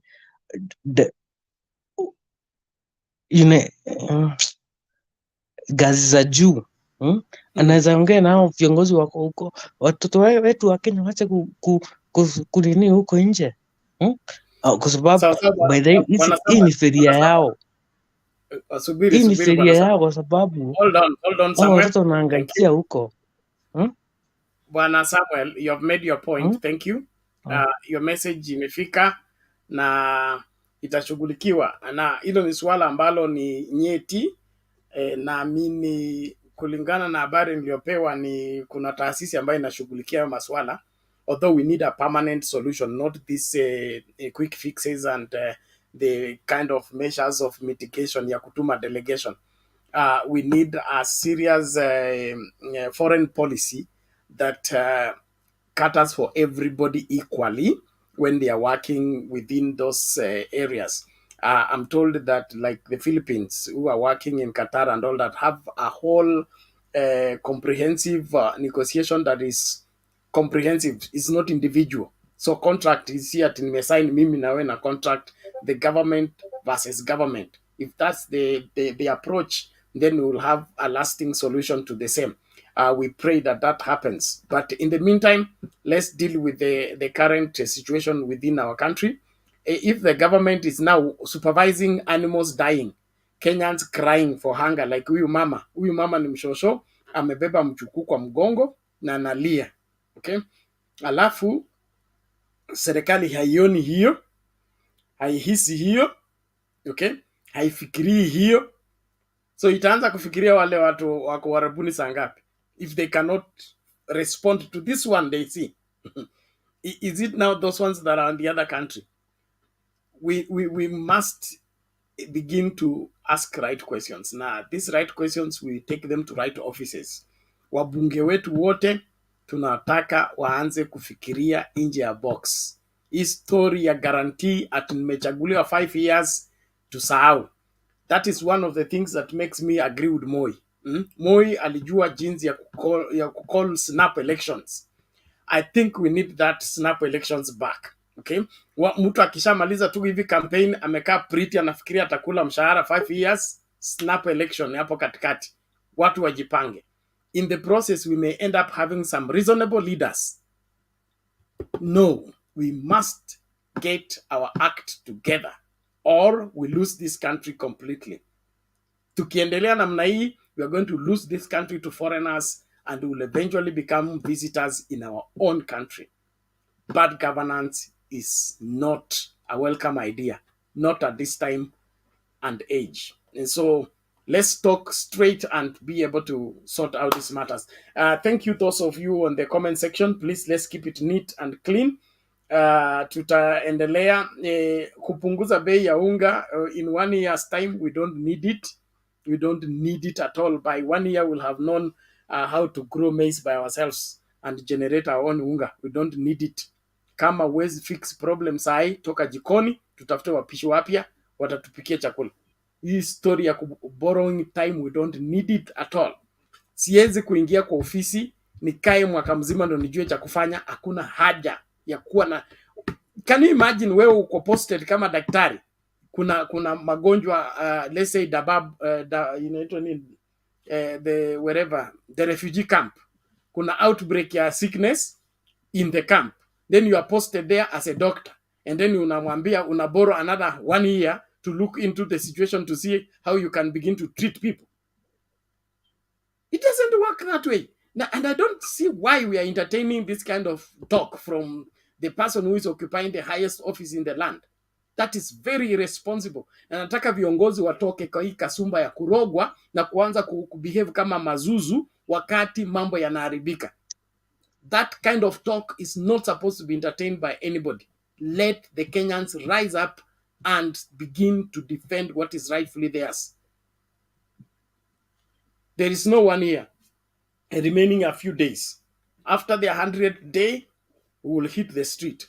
We must get our country back to where it's supposed to be. Thank you. Bwana Francis, karibu. Hali mnamna gani? Mimi niko salama. Karibu. Kuna huyu Nyalik Derek, your gadget is not well configured. Sijui shida iko wapi. Kama uko kwa simu, anzisha simu yako vizuri na ukiingia, I think it's because una join na Facebook. Facebook has a problem. Facebook has a problem. So we prescribe, please join with YouTube. Twitter imekataa maneno ya link na LinkedIn. So when you want to join effectively and rightly, please use the YouTube channel. Don't join using Facebook. Unakuwa blocked because we are not streaming live on Facebook. There are some issues you are still sorting. Thank you. Francis, go ahead. Thank you. So I want to pose this question before I proceed. Between one individual and 50 million Kenyans, who should leave Kenya who should leave the other? Are we the 50 million to leave Kenya, or is the one person to leave Kenya? Because these are the things that we need to consider. Like, who's to leave other? Because if you are there and you're not solving the problem, what's the work of the government? For my case, I'm not married. I'm not intending to be married in William Ruto's government or in family. I'm not intending to share any family ties with him or whichever. I'm a Kenyan like any other person. So the only thing that the government can benefit me is to have a low cost of living. And therefore, if you have been elected to serve that purpose and you cannot serve it, I don't see the essence of you staying in power. It was more of an implied agreement that you become the president to help us to solve the problem. Therefore, if you're the president and you're not solving the problem, why should you stay there? What is your relevance there? And if I ask a simple question, does he know that he who hires you can fire you? Does he know that the citizen who hired him can also fire him? Or he just staying there thinking that the power of people supersedes the power of military?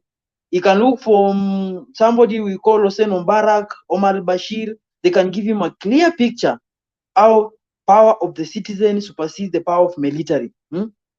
So let me go to the topic of today, and that is the Deputy Gachagua. Gachagua, I'm telling you, he has a problem. I think most likely is like the individual might not be well mentally, because what Raila said was clearly that those MPs who joined Kenya Kwanza after the poll results, it was uncalled for, because government is supposed to serve everybody regardless of whether he is aligned to the government or not, because we all pay taxes. And he went ahead and said, should it be that there will be kind of favorism to the regions that are more inclined to UDA, he will lead people against paying taxes. He did not say he wants to join government. I followed it very clearly, unless I'm not the one who understanding Swahili or English. But what I got it is that the government is supposed to serve everybody, regardless of whether you are leaking its buttocks or not. You are paying taxes, and you are, and it is your right. It is your development right to have development. Si kuitana majina ya mkuu viongozi huku kirukaruka ndo upewe development. Hapana. As much as your citizens are paying taxes, you are supposed to be served equally. So when the Deputy Gachagua said that Raila wants to get the government, I don't know where he got that clip from. And unfortunately, what I'm seeing and what I can conclude to myself is the personal hatred against Raila Odinga. It's not even political, because were it be political, they could not be coercing, or they could not be asking Kalonzo to join the government. Because how do you welcome Kalonzo to the government and say Raila is not welcome, whereas Raila was the patron of that motorboat? That is what I'm calling personal hatred directed to Raila, because Kalonzo was just to become a chief minister if Raila could have become the president. So there's no way you can welcome Kalonzo and at the same time be rallying insults to the patron. It shows clearly you have an ill motive within your agenda. Alafu unaangalia mtu mwenye anaita mwingine mzee, ni mtu miaka yake imesonga, hata yeye mwenyewe ni kama uaelewi. Juu sengine unapatanga amevaa kitu kingine, ni kama anakuanga na safa na kitu kingine. I think Raila is much more mentally stable, even if his age is much more advanced than that of Gachagua. So anastahili ku get clear, Gachagua anastahili anafaa kumheshimu. Unajua, so it's supposed to get clear and ajue kwamba during the election 8.5 million Kenyans saw there were no need to elect a president. Therefore, they did not participate. 6.98 decided to vote for Raila. 7.2 decided to vote for William Ruto. If we go by the statistics, it means 66% have no belief or have no trust or faith in the government that is in place right now. So they should work to instill that faith and that trust that this government can do. Because what I can tell them, the registered Kenya voters are 22 million, and the only people who they were in favor of William Ruto's government is 7 million. So if you take that one, we have around 15 million who are not in favor for it, for one reason or the other one. So they should be very careful, because any much talk and things to do with profiling might backlash on them very easily. So we have the other issue of plant 5 billion trees, president. So that one is something that I say, what I can define that one, I can define as a double speak, because at a time it's on record that William Ruto said rain comes from God, and it does not originate from forest. When he was countering Raila during the Mau eviction, I remember very well when the current Kakamega senator who was the MP for Ikolomani, we had people like Kutunyi, who was an MP, Isaac Ruto, and so many of them. We had people like the Franklin Bet. They were there, and they were really trying to blackmail Raila that he was against. He was forcing people to be evicted out of Mau Forest. So I'm asking myself, when did it change that rain no longer comes from trees, but it comes from God? Because we need to be given a very the date that things stand away. Then you remember even the late Wangale Maathai. These are the people who were fighting him when he wanted to conserve the Uhuru Park. If I'm not wrong in that data, the people who were leading the forefront to fight him and saying that he's just his anti-government. So today, when he's agitating the same, if we take the same stand that man took when he was in that side during the Kanu eras, the Kanu time, and when he was also within the Pentagon, what will happen? Eh? So the planting trees, I encourage it. I know it very clearly from my own concerns and from my own consciousness, is that trees are very important to complete the hydrological cycle of rainfall. The rainfall cannot appear without the completion of hydrological cycle. So to me, I'm in favor of it. But look who is trying to do it. Even the philosophers say, whoever seeks justice should do it with clean hands. William Ruto has no clean hands. He will be countered by those people who will mislead the people. Anyway, for me, I think it's the best thing that he can do. So when he said, now that we shall not be having kazi mtaani, we shall be having kazi mazingirani. So ni kumutate kama corona from COVID-19 sijui tu nini. Kwani watu walikuwa wanafanya kazi mtaani, wao kwa wanaotesha miti na kusafisha mazingira na kuslash nyasi, ama mimi ndo nilikuwa naona vibaya? Ori kaunti yetu ndo ilikuwa inafanya hivyo peke yake, hizi zingine hazikuwa zinafanya. So he is more looking at changing names, like the late Mobutu Sese Seko, when he changed Congo from Democratic Republic of Congo to Zaire, and he thought that by changing the name will make Zaire to become a good country. We need a clear policy. Kuchange jina sijui kazi mtaani tu mazingirani haibadilishi chochote. We need a clear policy. Nimeona Hustler Fund pia nasukumwa ikuwe biashara fund. Hakuna tofauti, msidanganywe. Kama huko qualify biashara fund ama huko ichukua, forget about Hustler Fund. It is nothing. It's the same thing. Ni jina tu wanataka kubadilisha the same way na kazi msijui mtaani na mazingirani. So let's have, I don't know what I would say, but we need a government that has a policy. Where there was a problem, we try as much as possible to streamline. Ask yourself, what has made people not to plant trees in the preceding years? Address those challenges. Then when you tell them, it becomes easier. So why people are not planting trees? One, there's drought. Miti yoteshi na changarawe. So if there's drought, construct dams so that you can avail water to every corner of this country. People will plant. What is the problem? Maybe the seedlings are not available. Provide them. Then they will plant. But just issuing as executive order that let's plant trees by this time and this, and then you have not streamlined the challenges that people are facing. It seems more of a populist statement than a workable roadmap plan to Kenyans. These are things that we need to address. Kama Bernard ulikuwa ukienda unaangalia maisha yako, kama ni nini umefanya ulikuwa unafanya, kama for example umeanzisha biashara na umeshindwa kusucceed, you look at where you failed, some of things that were not aware. When you streamline, ukianzisha ingine utapita. But the moment you go ahead without looking at those areas, you are likely to fail. Because it's like keeping doing the same thing and expecting a different results. That is insanity. So anyway, and then the Miguna anticlimax. That man is suffering from, I don't know what disease I will call it, but he's suffering from what I can call a good man disorder. Because if history serves me right, nobody has ever went to the polls to elect Raila Odinga as the kingpin of Kenya, of 3/4 of Kenya. It's not Luos. Let me tell you, Raila is not a leader for Luos. He just shares community with them. Raila is a leader for people from Taita Taveta, Coast, Nyanza, Western, Nairobi, Kisumu. and so many other areas. So whoever who is thinking that Raila is a leader of Luos, he should get it very clearly that Raila got 6.9 million. Luos are only 2.2 million. So why are you ignoring the 4 point something million Kenyans who are even more than the Luos? So if you want to inherit Raila's base, let him come with policies.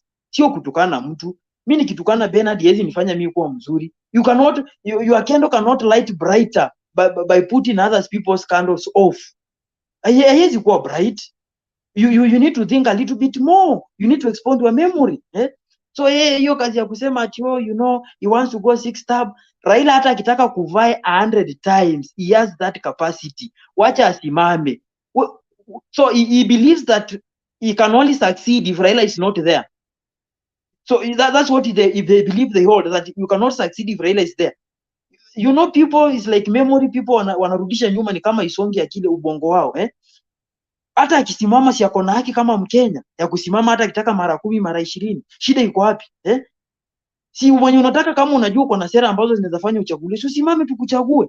Sasa mbona unapigana na Raila? Kwani Raila ni IBC? Raila ni Mungu? Raila ni nani? He's just a senior citizen. So he has the rights of anything to do within the Kenyan boundary. Wacha kubehave as if Raila amechukua akili zenyu zote ameziweka kwa mfuko na sasa hamwezi pumua eti asiposimama ataziachia. You have your free brain, exercise it.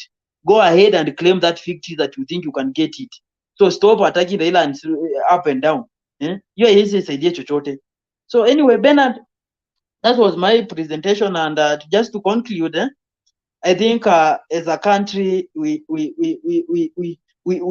are trying as much as possible to ni kama tunajaribu kujipendekeza ama tunajaribu kukuwa na matumaini ambapo hapana matumaini. Maana nilieleza watu, I remember very well when I was talking with the people here the first days after William Ruto was elected to presidency, and I told the people that to me, I followed the manifesto of that man, and I don't see so much policy, because what he was saying is tutatenga, we will allocate, we will put aside. Bernard, you can also allocate, let me tell you. Hata unaweza allocate venye unataka, because just you get in top of the car and you shout, I will allocate 200 billion. But he has never provided how is that 200 billion to be used. And that is where the main challenge it is. No matter how your plan is very good, if you lack a plan, you are going nowhere. You are going nowhere. So the plan was not there. What was there was the rhetoricals and kind of allocation and some kind of public statements would make people to think that the man was wishing Kenyans well. So to me, I think hata hiyo 100 days bado tu itapita, hata hiyo mwaka moja 365 itapita, miaka 2, miaka 3, miaka 4, miaka 5, and Kenya might not be the same again, because usifikirie miaka 5 tumesimama, Tanzania itasimama iseme tungojee Kenya maana Kenya ndio leaders tuongojee. Hapana, they will still progress. Ukiacha shule, kama mlikuwa shule mnasoma na wenzako, ukiamua kuacha shule ama ukiamua kufanya mchezo upate soups na retakes, does not mean that the lecturer will stop teaching and others will not graduate until you finish your supplementary exam. They will continue and they will be hired while you're still in school. So if Kenya continue the same rhetorics, we might be defeated in economically otherwise, strategically otherwise, and then we shall remain here complaining. So anyway, just to finish up, I know the current affair is that I'm expecting the former president of Brazil to become the president to defeat a populist. I hope that will happen also in Kenya. Haya, thank you. Lakini umekuja masafa marefu licha ya kuwa wewe ndio mwenyeji. Nashukuru sana kwa maoni yako na mchango wako. We are being treated to a government that nikirudi kwa Biblia kidogo Yoshua aliambia wana wa Israeli tuko karibu kuvuka mto Jordan lakini hii njia tunaenda hatujawahi enda. Kwa hivyo hakikisha kwamba unasimama na unaangalia makuhani kule wanakwenda, uwafuate. Usipowafuata utapotea. We have found ourselves in a place we have never been before. This is the first time we have ever had we are having this kind of government that seems to be clueless as far as addressing Kenyan affairs is concerned. And it is clear that most Kenyans are confused about this, and that is why there is the outcry. but it will not last long. It will not last long. Whoever thinks that he can get away with the ignorance of Kenyans, sioni akitoboa. The previous governments may have gotten away with it, but this time round, sioni. Let me play this before Alex comes in, just to get us into understanding this thing.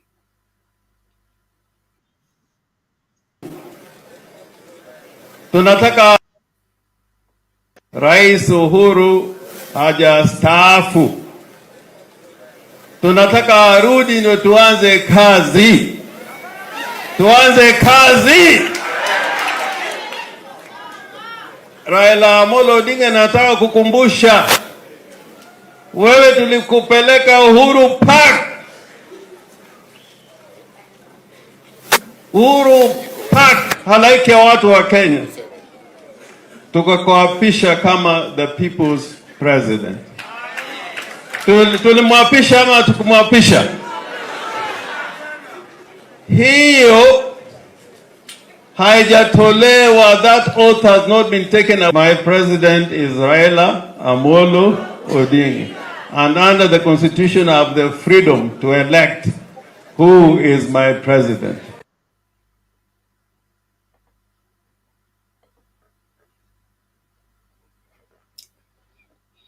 Alex nani alikuwa ameinua mkono? But Alex, make sense of that before Guru comes in. Bernard, wale ambao wanajua uongozi ni nini, ambao walipigania, I've had a privilege of knowing Orengo a little bit, not so much, just a little bit. At a tender age, I remember when we were in Kisumu, Moya alikuwa ametuma Majoni ni GSU kutoka hapo Roysambu kuja Kisumu. Something had happened there, and Moi was fearing that there's going to be a riot. I remember the previous night, the kind of organization of Baghdad boys, what they used to do is that they used to go to every home and ask parents and tell the parents that if you don't allow your boys to come and picket with us, you're going to get fruits that seals in. So every home had to produce somebody to go out picket one day a week. So I remember that day we met Orengo at a very tender age. And I've always liked Bob Agri Orengo. He is a very sober leader. And I think sometimes even the people on the other aisle, including Wakina Kibaki, especially when he became the Minister for Land, Kibaki really admired him. And I think even Uhuru Muigai Kenyatta has admired him. Every administration has always found Bob Agri Orengo to be someone who is very sober. Si kitu iliibiwa kutoka kwetu. The person who has been consistent and saying that we must reclaim our victory has been Bob Agri Orengo. He has not missed words to speak about the stolen victory. He is consistent and persistent, and I think it makes me have hope that our watu, they are not sleeping. They have a plan. Na vile Baba alisema jana that he has a plan, just he will give us direction. I hope it comes sooner. My friend Francis failed to speak of something I thought he was going to speak, and on this I want to castigate him. Francis, of all these things, ungeongea juu ya siasa, wewe Mumasai uache kuongea bila ng'ombe inauzwa 500. It's the most painful thing.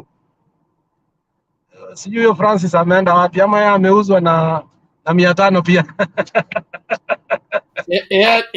Aliuzwa 50 bob. Francis, it is so painful. In fact, I'm traveling, ninatoka vacation, nilikuwa nataka nitoke, lakini wakati Bernard ameonyesha hiyo video, I said I must stay and comment on that so that we can have a thorough conversation about that. Looks like Kenya has become a banana republic. Hii maneno ya utabiri wa hali ya hewa, it's just not being said now. The weatherman said long time ago. Now the question has always been, is it true that hii ng'ombe inauzwa 500? Si hao watu ambao then who support cattle rustling wanakuja wanachukua this organic meat and then wanaenda kuuza hiyo nyama huko Uarabuni, wanaenda kuuza hiyo nyama kule Europa, wanaileta hapa. Bernard, and I've said this before. I don't know why people do not believe what I say.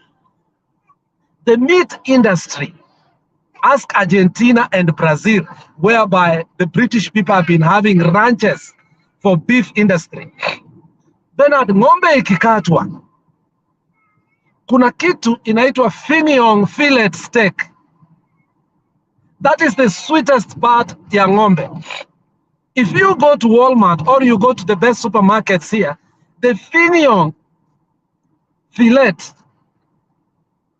2 pounds goes to $120.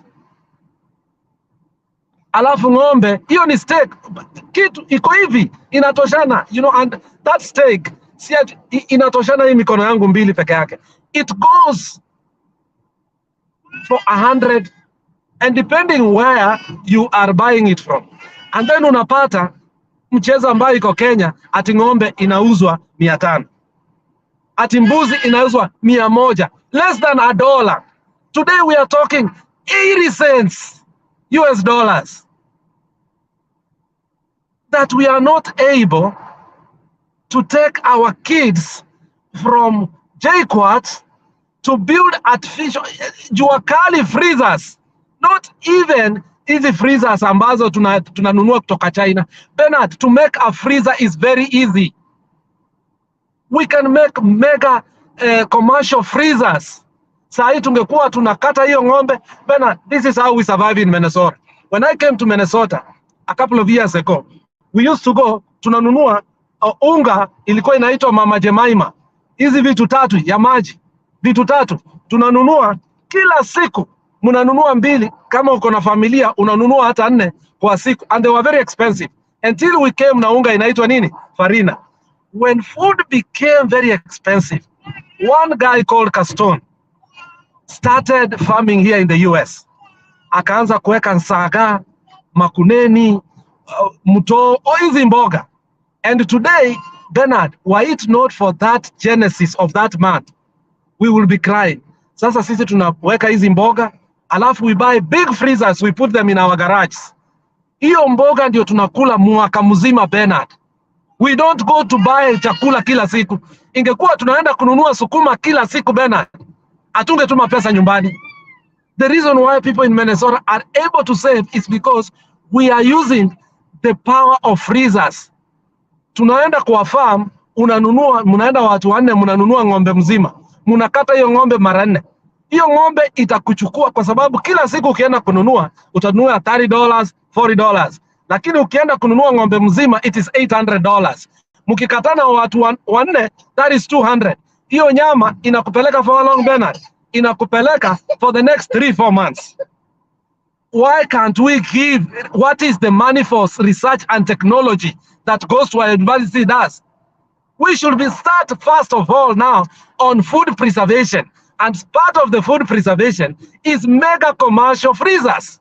Sahi Bernard, mtu angeuza ng'ombe yake vile anauza, the lowest price, because the meat market always does with something called cattle auctioning. Hata hapa bado, they do cattle auctioning. When you sell in big time. Sahi tungeenda kwa auction, Bernard, hiyo nyama ikatwe vizuri, the skin iwekwe kando, the skin and hides iwekwe kando, and whatever, the horns iwekwe kando, nyama ikuwe frozen, iwekwe somewhere, so that farmers hawawezi. Hii mchezo wanafanyia Maasai. Unapata mtu, unajua Maasai anaweza decide hata akuwe na ng'ombe 300 ndiye auze mara moja. Now tell me somebody who has ng'ombe 300 sahi, anauza 500. Bernard, 500 times 300, that is not even 50,000. That's less than $400. That is what some of us make in a day. So you are paying a day, umenunua ng'ombe 300. What joke is that? And then mtu anatuambia ni miti. Atuambie freezers vile zinatengenezwa within 1 week. Wamasai na ng'ombe zao wasienda hasara. That's the talk we want. Who are the members of parliament in these areas? You see, Bernard, you see, in this country, if your governor, uliona juzi in Montana, Was it a couple of months ago? There were floods in Montana and the governor kumbe alikuwa ameenda China. Akajificha siku 3 hataki kusema ako China because he will be accountable. Our governors are not speaking. They are quiet after we voted for them. The Maasai should not be suffering year after year. We know the weatherman alituambia kitambo sana. This is coming. And then the weatherman has already told us up to early next year. That is when we are going to see rains. Now, from now up to then, how many mifugo ngapi zitakufa? That we cannot go on an emergency level. All these mechanical engineers and all these electro engineers ati hawezi tengeneza freezer, commercial freezers for us to put our meat. I want you, Francis, to go and read an article called Zambian Intellectuals Are Lazy. It's a very good interaction between a Zambian and a guy who used to work with IMF. In that article, this guy says, what does your engineer do? Your engineer are in the country club in the evening, drinking beer and playing golf, while our engineers are in the research areas day and night. Utapata engineer in Kenya akona big belly and big stomach na big pockets, and then you wonder, is this really an engineer? So I think we need to be, Bernard, this is a serious thing. Ng'ombe haiwezi enda for 500 alafu tunyamaze. That's nonsense. That is wrong. Eti kondo, unajua vile kondo inaheshimiwa Israel, ati kondo inaenda for 80 cents dollars because walisema wanauza 100. Right now, $1 is equals to 124 shillings. So we are selling a goat and a sheep less than $1. Bernard, that's a banana republic. You cannot lead a people you do not love. This guy has no love for our country. He has no love for Maasais, because what Maasais love most ni nyama yao, ni mfuko yao. Sasa unapea Maasai mbolea apeleke wapi? Aweke kwa nyasi na hakuna mvua? Bure kabisa. Bernard, huyu jamaa yeye ndiye amefanya makosa, hakuongea juu. Huyu Maasai mwenye aongei, huyu ni Maasai fake. Wewe unaona sasa sisi tunaongea kama Maasai, wewe Maasai umenyamaza. Asante sana Bernard. Thank you.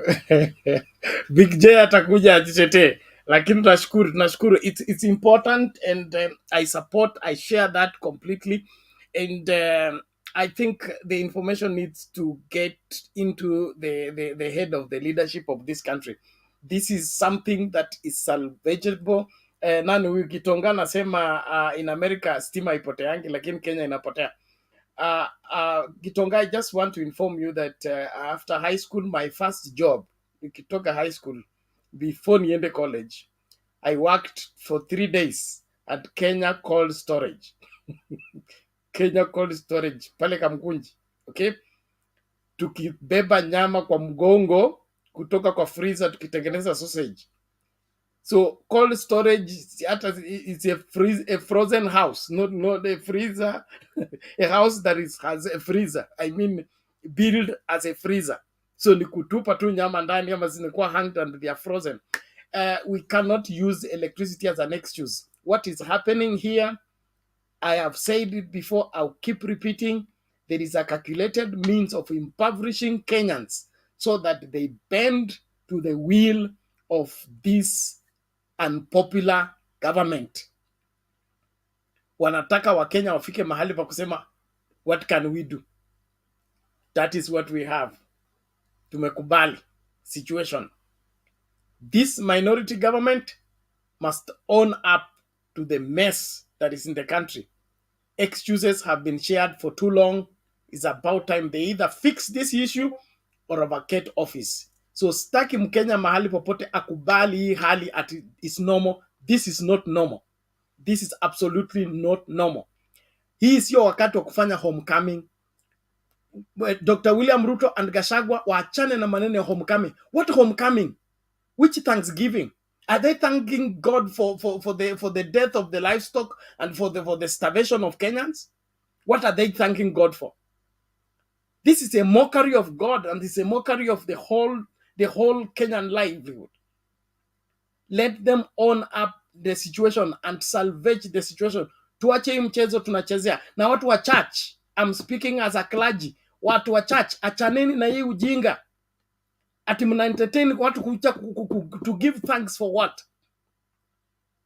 Look at the situation around the country, and then you're telling me that you have entertained a president to come into the church service to thank God for victory. Which victory? Victory that is questionable. Victory that cannot be substantiated. Please, let's be human for once. Even if you don't want to be godly, just be human. To be human means empathize with the people who are suffering. So watu wa church, achaneni na hii mchezo. Where Ndingi Mwana Wanzeki will not be taking this madness. Rise up to the occasion and say, Mr. President, you cannot come here to thank God when there is famine and people are dying. Kondo inauzwa shilingi 50. And then you're entertaining people to come and laugh at Kenyans. You clap for them. They're telling you that they will plant 5 billion trees. 5 billion trees planted where on this drought? So that they grow using what? They will build 100 dams. They have been in government for 10 years. How many dams did they build? We are where we are because of their negligence for the past 10 years. We did not just happen to be here. We've been coming here gradually. We were warned by the weatherman. So we are here because William Ruto, who has been in government as a deputy president, did nothing in terms of mitigation against what we are suffering. And now he wants to play the angel that has just arrived. No. If Nani, we respect Juliet. If Juliet was the president, okay, and is behaving like what William Ruto is doing now, we will forgive her. We will forgive her 100 times because she's new in the game. But not Dr. William Ruto, not Gachagua. Gachagua amekuwa DO, akakuwa DC, anaelewa Kenya, anajua maneno ya famine. Yeye ndo alikuwanga leader ku distribute relief food time ya Moi. After 30 years being in government, bado unakuja hapa kutuambia unapanda miti bilioni 5. Ujinga uishe. So Kenyans, mahala popote ulipo, kasirika. I'm talking like this because I want you to get angry enough for you to do something about this situation. Tuache mchezo. Hawa watu wafungiwe barabara, okay? Wafungiwe barabara kama hawataki wakae State House, ama hii maneno ya kusurura kwa makanisa atu wana thank God. Thank God for what? Waende kusalvage hiyo mifugo, wasaidie watu with the pain. Relief food is not enough. They must come up with mitigation. Na hii mambo ifanywe. Wabunge, all members of parliament, wherever you are, kama unaenda kuimba chorus starting Tuesday, tutafunga hiyo parliament road. Hiyo loan mmeenda kuchukua mutailipa kupitia we will call for a snap election midterm, okay? Because mnafikiria mmepata insurance ya 5 years, mtachukua loan na mlipe within 5 years. You don't have a 5-year term. We can end that term anytime. You watch this space. Thank you. Bwana Guru, karibu. You know, one of the most lovable things about the 5 billion trees is that if you do research and if you ask Kenya Forest Service why we have not been able to accelerate the forest cover, is because the number of seedlings that are there in the country are paltry. They are very few. And now, not even talking about the sustainability in terms of water. So the intention sounds very good, but the practicality of the same is something else, very different. very, very different. If you see even the private nurseries, they don't have much to offer. In any case, if it's private and it's commercial, trees do not come cheap. And therefore, not unless the government has a concerted effort to increase seedlings and also over water, then that policy will fall flat on its face and could turn out to be a scandal where you pump in money, but when you do evaluation of the trees that have been planted, you find there is nothing.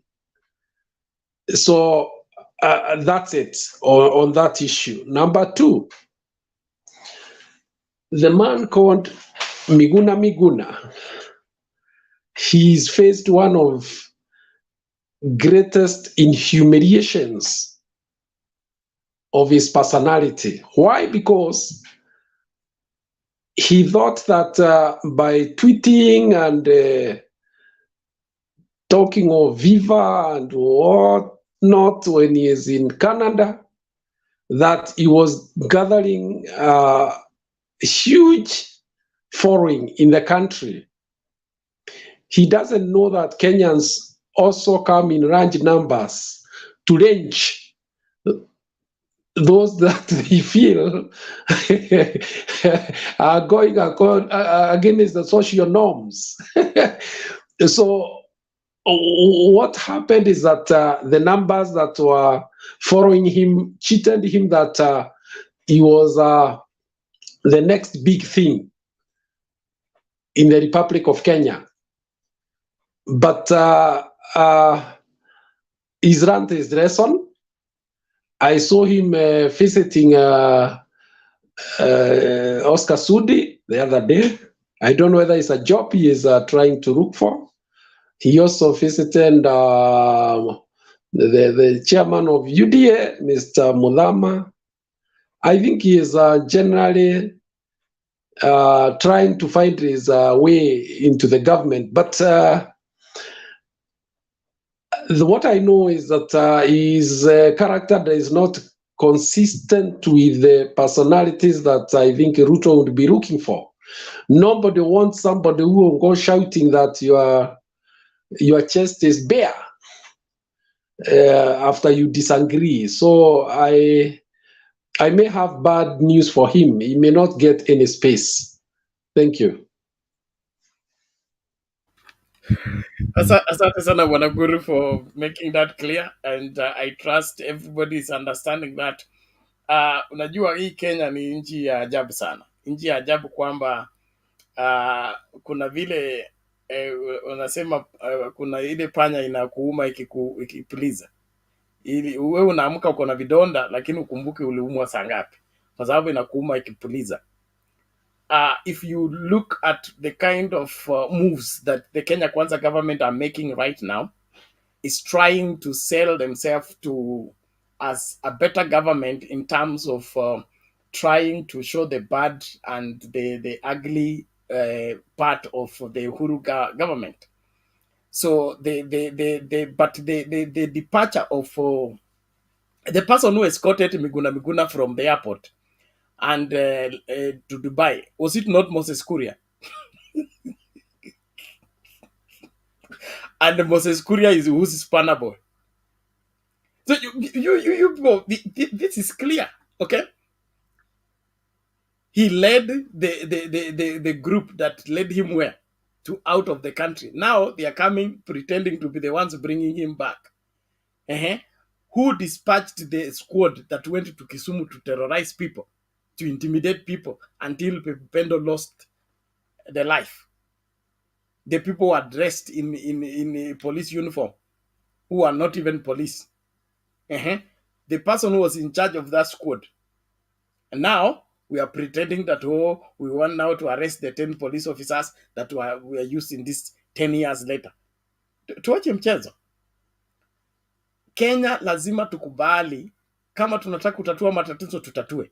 Kama tunataka kupalilia na kufunika matatizo tujiandae, kwa sababu hayo mambo yote tumefunika yatajipuka, na ikijipuka hatutakuwa na nafasi ya kuyazuia. This is the time for the truth. The moment of truth has arrived in Kenya. Let everybody own up. Na kama wewe umeishi uko kwa ofisi kimakosa, uko kwa ofisi kwa njia ya uongo, uko katika mamlaka kwa njia ya udanganyifu, this is a moment of truth. Come out and confess, utasamehewa. Lakini ukiendelea kusisitiza kwamba wewe ndio uko na utakuwepo, tupende tusipende, bas, you wait for what is coming to happen in this country. The moment of truth has arrived and no more lies. And for the church people, Thanksgiving ni sadaka inatolewa mara moja. Okay? Thanksgiving si ya kuzurura around the country. Let the church people, bishops, ambia rais akae State House, akitoka State House aripote Harambee House, akiripote Harambee House apokee report za Pokot, West Pokot, Garissa, nini. Akishapata hizo report, act on them. Atoke makanisani na kuzurura mara Homa Bay, mara Kitui, mara Kenol. We don't need that. Si alifungua kanisa State House, mbona siabudu huko? So going around the country in the name of Thanksgiving is fake. It's running away from responsibility. And as senior citizens, church ministers, you need to call your son to order. Mwambie akae kwa nyumba. Ukisha mtoto wako ukisha muoza, okay, ameoa na unaona amehepa kwa nyumba, wewe kama mzee wa nyumba si unamuita kando, mwambie hey,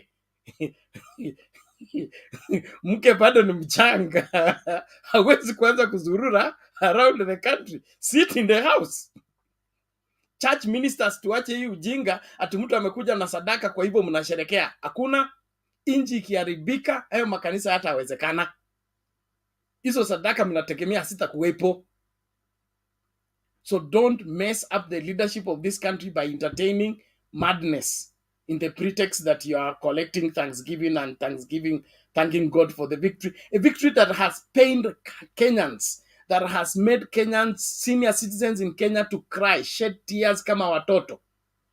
And then wewe ndio una entertain service ya kusema we are thanking God for the victory. There is no victory here. And you know it. Why are you lying to God? Let's not pretend about this entire thing. Well, as we proceed to the conversation, let me play out 1, 2, 3 videos and nawakaribisha wote. Asante kwa wale ambao mnakaribishana. Hiyo namba inasonga, tusongeshe namna hivyo.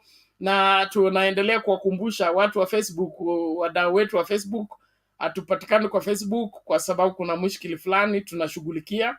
Maybe it will take 2 to 3 days to succeed. In the meantime, you follow Mtembei TV on YouTube and then Twitter and LinkedIn. So if you are on LinkedIn, you can get Mtembei. Just search for Mtembei TV. If you enjoy following on Twitter, we are here. We are there also. But on LinkedIn is limited time. After like I think 3 hours in a kata. So the only place to get full time is on YouTube. So make sure that you're following on YouTube. And then utapata uhondo wa mambo haya bila shida. Let's listen out to this as we proceed.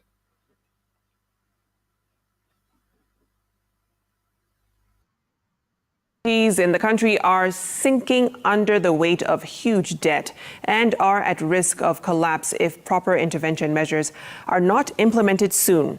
The university's fund chief executive officer, Geoffrey Monari, says public universities owe the Kenya Revenue Authority, pension schemes and other government bodies 56.1 billion shillings as of June this year. Marianne Nyambura reports on the debt burden of public universities. Public universities in the country have been centers of academic excellence. Students who meet the minimum university entry requirement of C+ and are placed by the Kenya Universities and Colleges Central Placement Service are funded up to 80% by the government. Public universities have offered a lifeline to millions of learners seeking to further their education.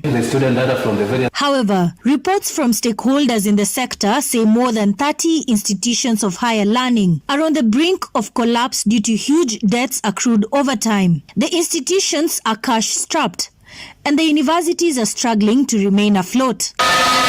The universities fund made public grim statistics that paint a picture of how public universities or government agencies and pension schemes are whooping 56.1 billion shillings as at June 2022. Restructure the way they operate in terms of you must stop the bleeding that is currently happening.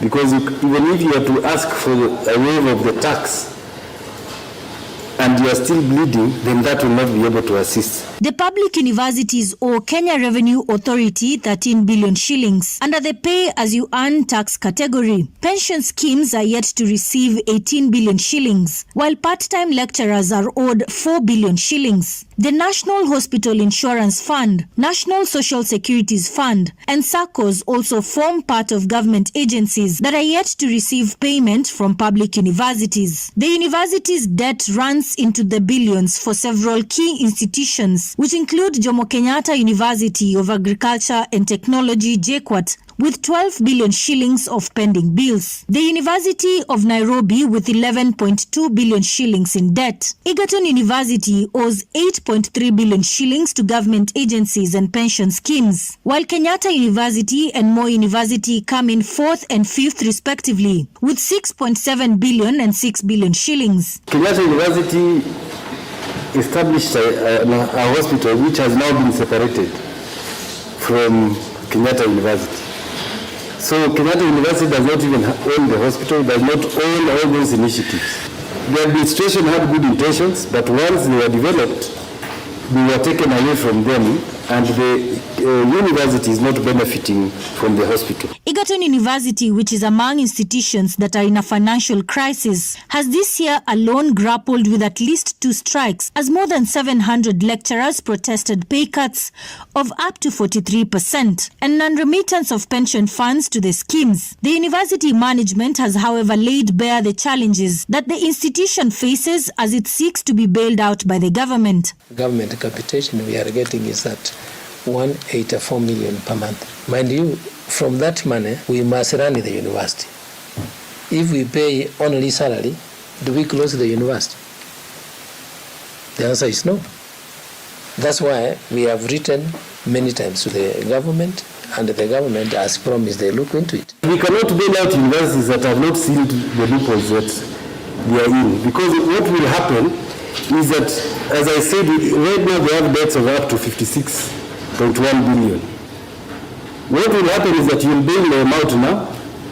2 years later, they'll tell you now you have accumulated an additional 20 billion. You will again bail them out. The university's fund that has been financing government-sponsored students says more funds should be availed to public universities, which should also bank on exploiting more avenues of acquiring revenue. Miriam Nyambura, Citizen TV.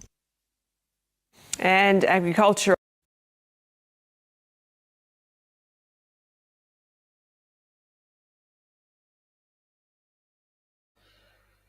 Mambo ni kama hayo.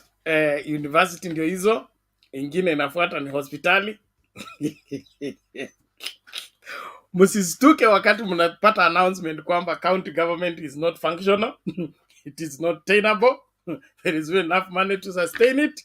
Everything is going back to central government. That can come any time from now. Kenyans, wake up.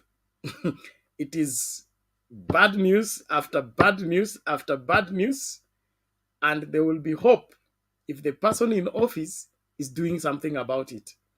But from the look of things, the person in office enjoys running around, greeting people, and laughing at others. It doesn't work that way.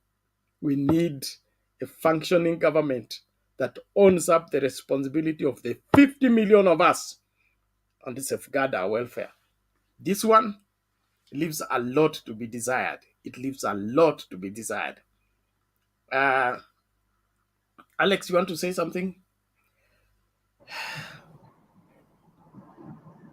Yeah, there's something you said earlier. I want to add on it, and then I will maybe comment what we just put on the video. Prior to Miguna being deported.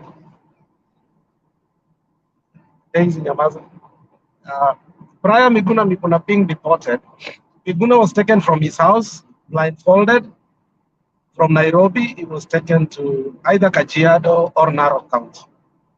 From there again, he was taken, we don't know if he was taken to Nyeri. And for a few days, they didn't know what to do with him. Remember that? And they decided to finally deport him.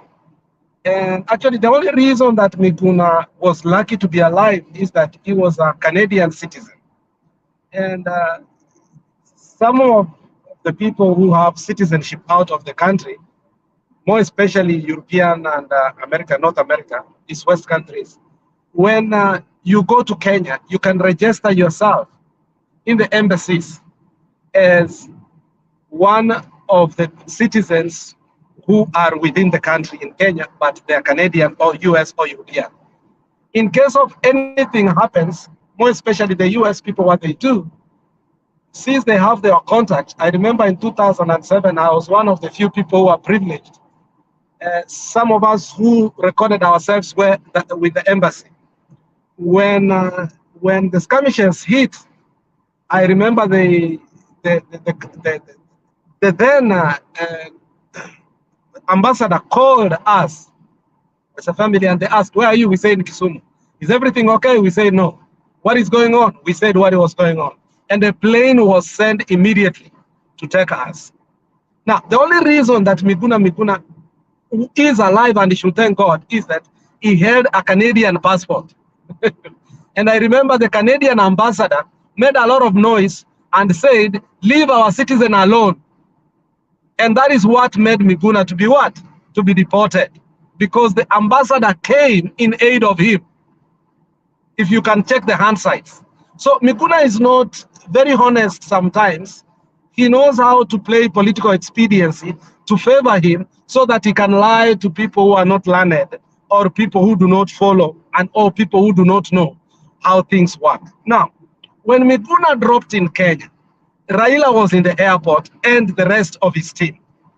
They just told him, please, it is a process that is needed anywhere, that you must sign so that you can get in the country. There is no problem. Just sign it. Once you sign it, we'll go to the courts and we'll be able, because they knew that we had functional courts. It's not like now that we don't have functional courts. We had functional courts that even walitoa uamuzi kuwa Miguna should come back to the country. So kwa sababu ya kichwa yake ngumu, alikataa. Now, when he starts to blame Raila, that Raila wanted to kill him, it's an irony of ironies, because Raila is one of the few people who went to the airport to save him. But because ya kichwa yake ngumu aski, that is why he was deported. Now, let's go down to the deportation, Bernard, because that's where you spoke. You see, you wonder how Moses Kuria was in that plane. You wonder how Jeff Koinange was in that plane. You wonder how the military people were in that plane. And you ask yourself, was it by coincidence? Now, he is playing with the enemies and forgetting that these were his true enemies. That is how foolish he is. It was not by coincidence that you found Kuria there. You found Jeff Koinange there, because the guy was filmed.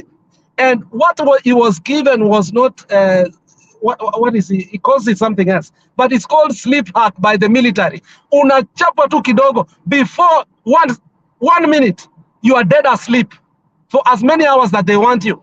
So, sleep hack, jamaa kalala, akapelekwa mpaka Dubai, akafika Dubai, akakaa 3 hours, ndi akaamuka. The last time he remember, he was where? In Kenya. So he is not very honest.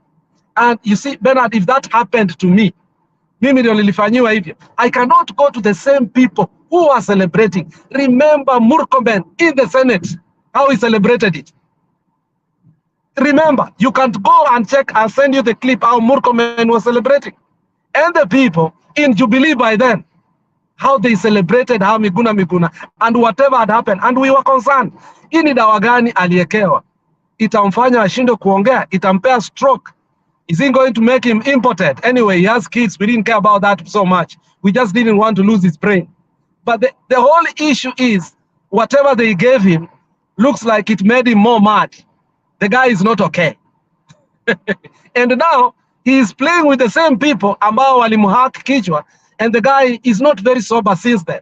Whatever he writes, whatever decisions he makes, all his interviews are very erratic, very erratic. And sometimes you wonder, is he an intellectual or he has some disease that maybe it's so rare that we don't know? So Miguna is not honest. Let him not say that Baba wanted to kill him.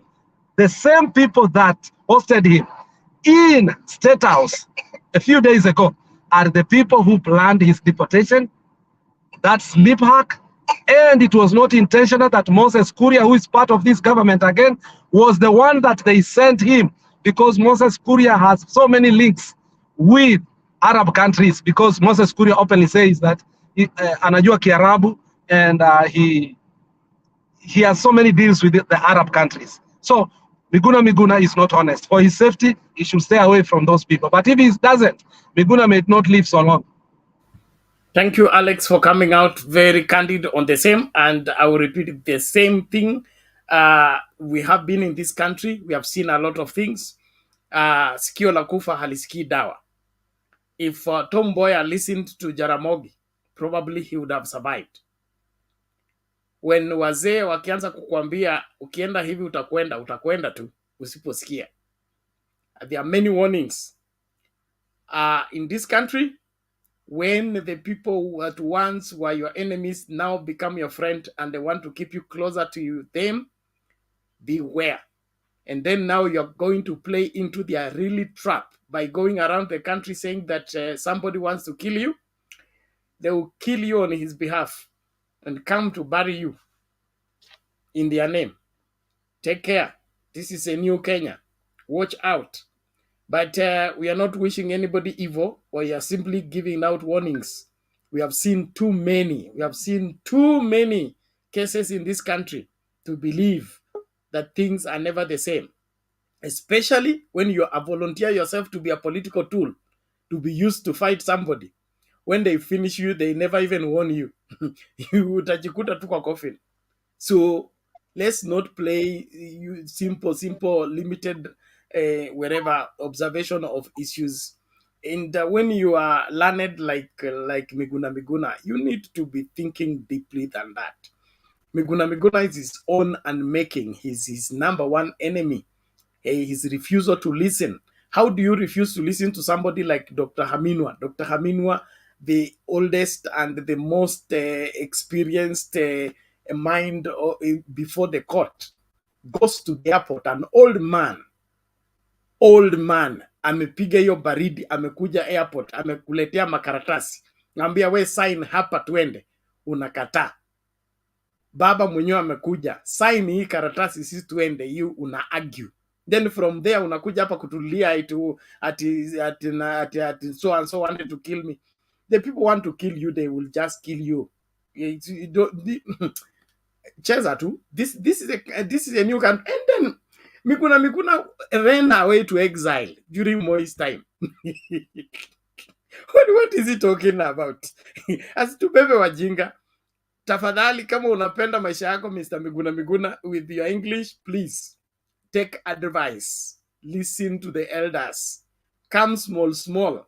This is a country where people disappear. This is a country where people will fry you and eat you for supper and then declare you lost during evening.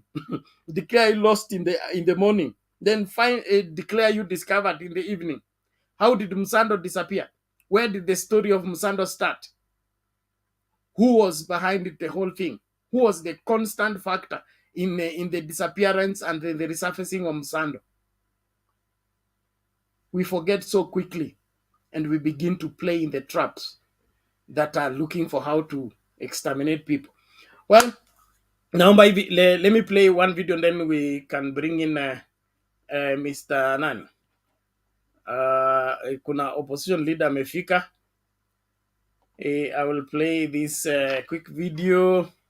Nafikiria mimi namaliza areas zangu zote ili niking'atuka nitakuwa nimeng'anduka na sina deni, lakini Wakenya tahadharini, tafadhali tahadharini, tusicheze mchezo wa paka na panya. Wacha nicheze hii ya dunia iko na mimba kwanza, alafu tutarudi. Tunawakumbusha tu,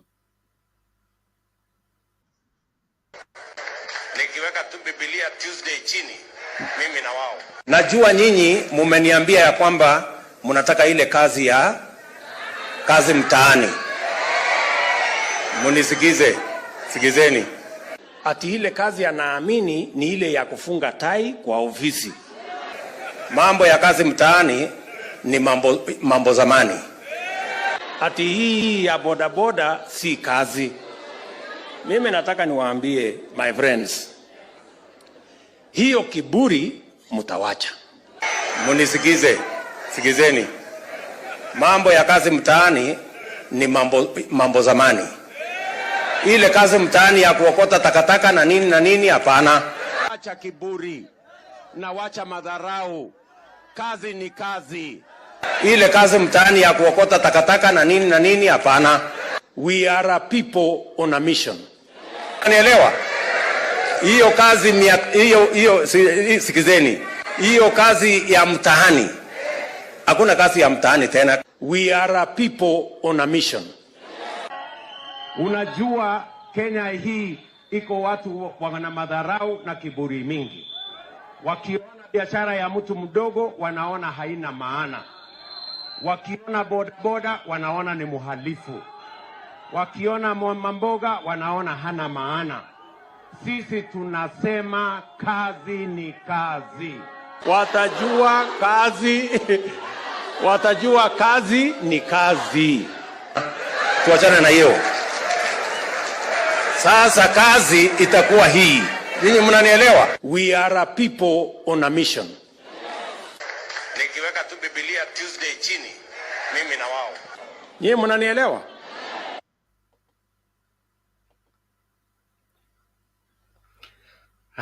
The people on a mission. The mission is to impoverish Kenyans and make them as poorer as they can get. If I'm wrong, you can correct me. Kuna Filamoni Samoya anauliza Bernard, wapi mama wa nguvu shangazi Selina? Mama Selina yuko mzima, yuko held up, busy, but we are in constant communication. She's very fine, she's doing well. Only held up at her workplace, and also her appearance on the show became a problem to some people, so we are still sorting out that, but she's fine. I'm happy that you are asking for her or looking out for her. I confirm she's safe.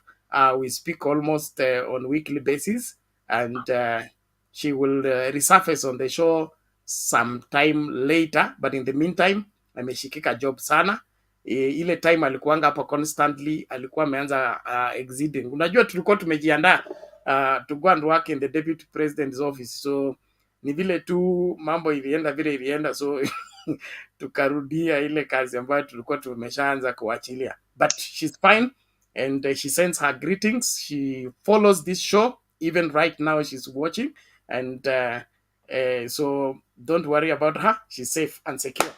Kama una la ziada you can inbox me, alafu tuongee kwa kina, lakini cha muhimu tuendelee mbele. Hii injini yetu na tusiachie watu waiharibu bure.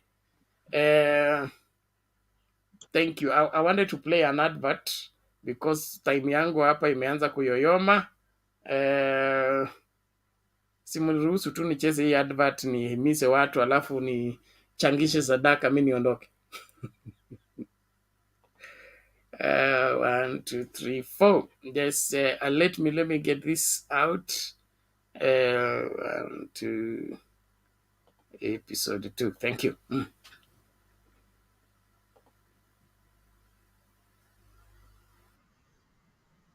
Jumatano hii na kila Jumatano KIAMBA Bible Media inakuletea Escape the Era of Error. The Era of Error. The Era of Error. Escape the Era of Error. It may sound like tongue twister.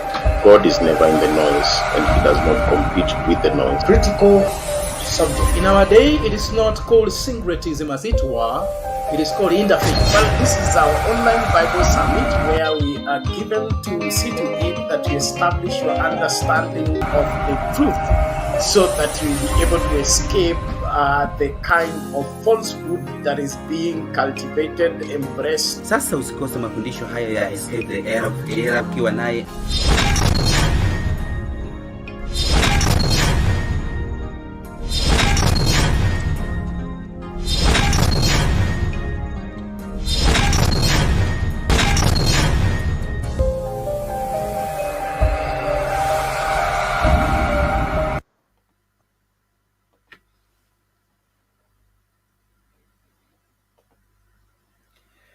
Okay, thank you, everyone. You can make a date with us. That is a special show that we are running every Wednesday, 9 o'clock in the morning till 4 o'clock in the evening, East African time.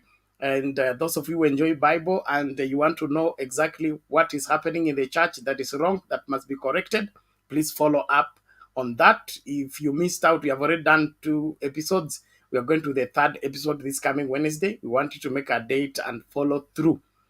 We have been silent, that is why hizi vituko zote zimekuwa zikiendelea makanisani, lakini sasa tumerudi kama maaskofu ambao tuko lazima sasa tushambulie maneno vile alivyo na tuyarekebishe ipasavyo. Kama wewe ni you are Bible believer and you enjoy Bible teachings, that's a very, very important show you can't miss out. And through following, nilipigiwa simu na jamaa moja, I think Muhammad, okay? Yeah, people who are enjoying that show, even those that subscribe to the Muslim faith, they are gaining 1, 2, 3 things through the teachings. So tafadhali, kama unaweza, fuata vizuri. Amen. Then la pili, wale watu, ile kirende yangu inalipanga wifi na kulipa tokens, tulikuwa backslide. Nataka sasa to slide back, to slide back. Let's do what is necessary so that we get fast internet. The one I'm using right now, unaona nikicheza video ina delay ndio ianze kucheza because we are using the control speed. We have switched from the one that was faster. To do that, we have to repay. We are owing Safaricom some good months. So let's put together our contribution, tutume mara moja, to settle hiyo, turudi kwa hii show. Na hii show nataka irudi mahali ilikuwa. Tuko hapa mpaka siku ile tutafungiwa. Na sioni tukifungiwa, hata tukifungiwa tutafungua tena. We must get the country on the right track. Mukikaa namna hii, inji itauzwa, watoto wetu watauzwa, wake zetu watauzwa. Ninyi mkikaa tu hivi ukisubaa, hakuna kusubaa tena. Mambo imeonekana tayari, watu wameamua kutuangamiza. That's what they are up to. They say we are on a mission. We are on a mission. We are on a mission. Which mission?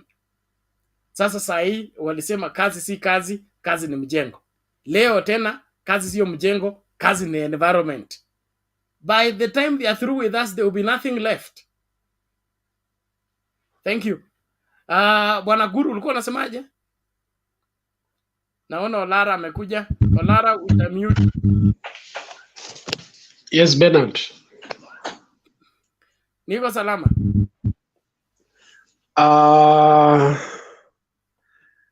Wacha niseme hivi kwamba we are at a point where there is something called shock. Many are not able to express themselves right now. And the shock has hit so many people so hard. And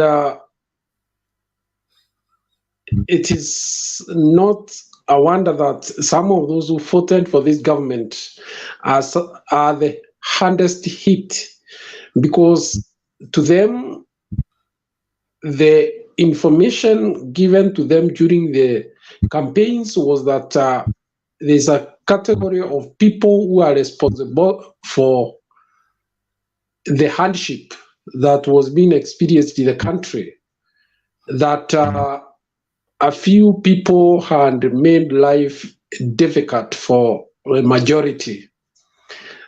and they called those people dynasties. And therefore, they said the cost of living would come down within the shortest time possible once they dispense off with the dynasties. But things have now turned the other way. The quietness that you find with the boda and mama mboga in Kenya today is not a very healthy thing, because what could follow is active agitation to get what was promised them during the campaigns. And perhaps they are just waiting for a trigger. And unfortunately, the government we have does not seem to have the imagination to look for solutions to the problems that have multiplied since we voted in August.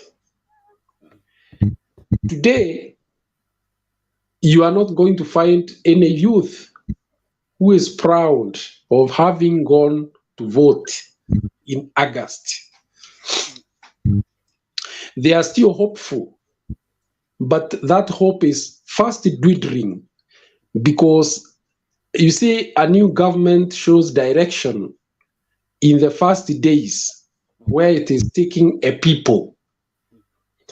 And the leadership should inspire confidence. Unfortunately, the messages coming is that the people will have to wait for a much longer time, even to get cheap food.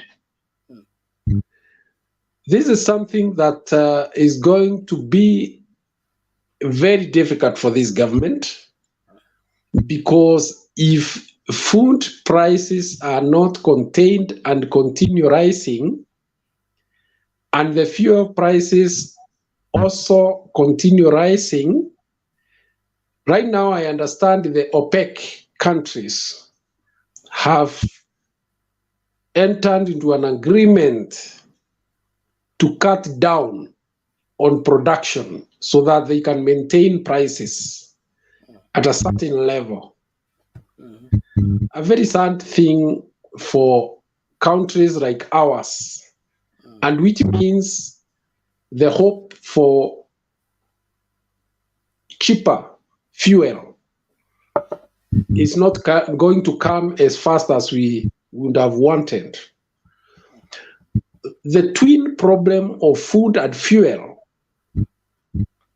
are recipe for a situation, that political situation that we might not have experienced before in Kenya. Therefore, as you have said, this government needs to think and think hard, especially on priorities. I saw one man saying we would rather sleep outside and sleep with our tummies full. So you can see where the matters have reached. Those grandiose projects that the president is talking about, buildings, so many houses across the country, and planting trees, and so on and so forth, may sound good, but the immediate needs of the people are more fulfilling to the population than those projects. Therefore, in a few days, we'll be getting to the 100 days that were promised. And then from there, the people will have an opportunity to assess and see where they are headed. And therein now comes Mzee Raila Amolo Odinga. I do not want to speculate what he has in mind, but he's saying that the time to talk is fast approaching. So we can only keep our fingers crossed. Thank you, Bernard. Okay. Asante sana Bwana Guru, tunashukuru kwa hayo na mengine tunayotarajia. Opposition leader umefika, karibu kwa show. Wale ambao mko kwa comment section, karibuni sana. Kevin anaitwa Kevin Orinda anauliza dunia iko na mimba, hii dunia haizai. Basi hilo lijibu, dunia yako na mimba, akifika hapa atakupatia mwenyewe. Mimi sio gynecologist na mimi sio mkunga, kwa hivyo siwezi jibu swali hilo, lakini akifika tu umuulize, atakujibu. Asante sana wote ambao mnajumuika nasi, tuendelee kukaribishana. Hii ni Mtembei TV na tunahimiza wale ambao mnatufuata kwa Facebook, ni sasa hivi hatuko Facebook until further notice. Kwa hivyo ukitaka kufuata matangazo yetu unatufuata kwa nini? Kwa YouTube. Tena standing order tulisema, tafadhali ukikuja kwa show dress up for the show. Okay, unaona hata hii studio, hizi lights zinafanya mimi nachemka, lakini mpaka nikae hivi vizuri. Okay, so that the show looks serious and the people who come to watch the show take us serious. So please, let's not turn this show into something else where tunakuja tukiwa kwa kitanda, mambo kama hayo, na sisi ni watu wazima. Unajua mimi I am a pastor and I find it very difficult reminding adults on what to do. As a responsible adult, just do the right thing because it is right, and it earns you respect that way. Tusiwe tunarudishana maneno, vaa shati nini, hiyo maswala hapana, tafadhali. Hata najua nikisema hivyo sispendwi sana, lakini upendo sio kitu ya kutafuta. Upendo ni amri Mungu alipeana. Wewe usiponipenda unavunja sheria ya Mungu na Mungu atapambana na wewe. Mimi kile nasema ni kwamba tutende yale ambayo tunapaswa kuyatenda kwa sababu ni muhimu na ni it's important. One of my bishop who anasema is very keen about how you dress, especially when you are, even if you are a guest preacher in his church. Lazima atakupanga. Ukikuja umevaa kiholela utaitwa kando. Ndio wezi, you can't preach looking like this.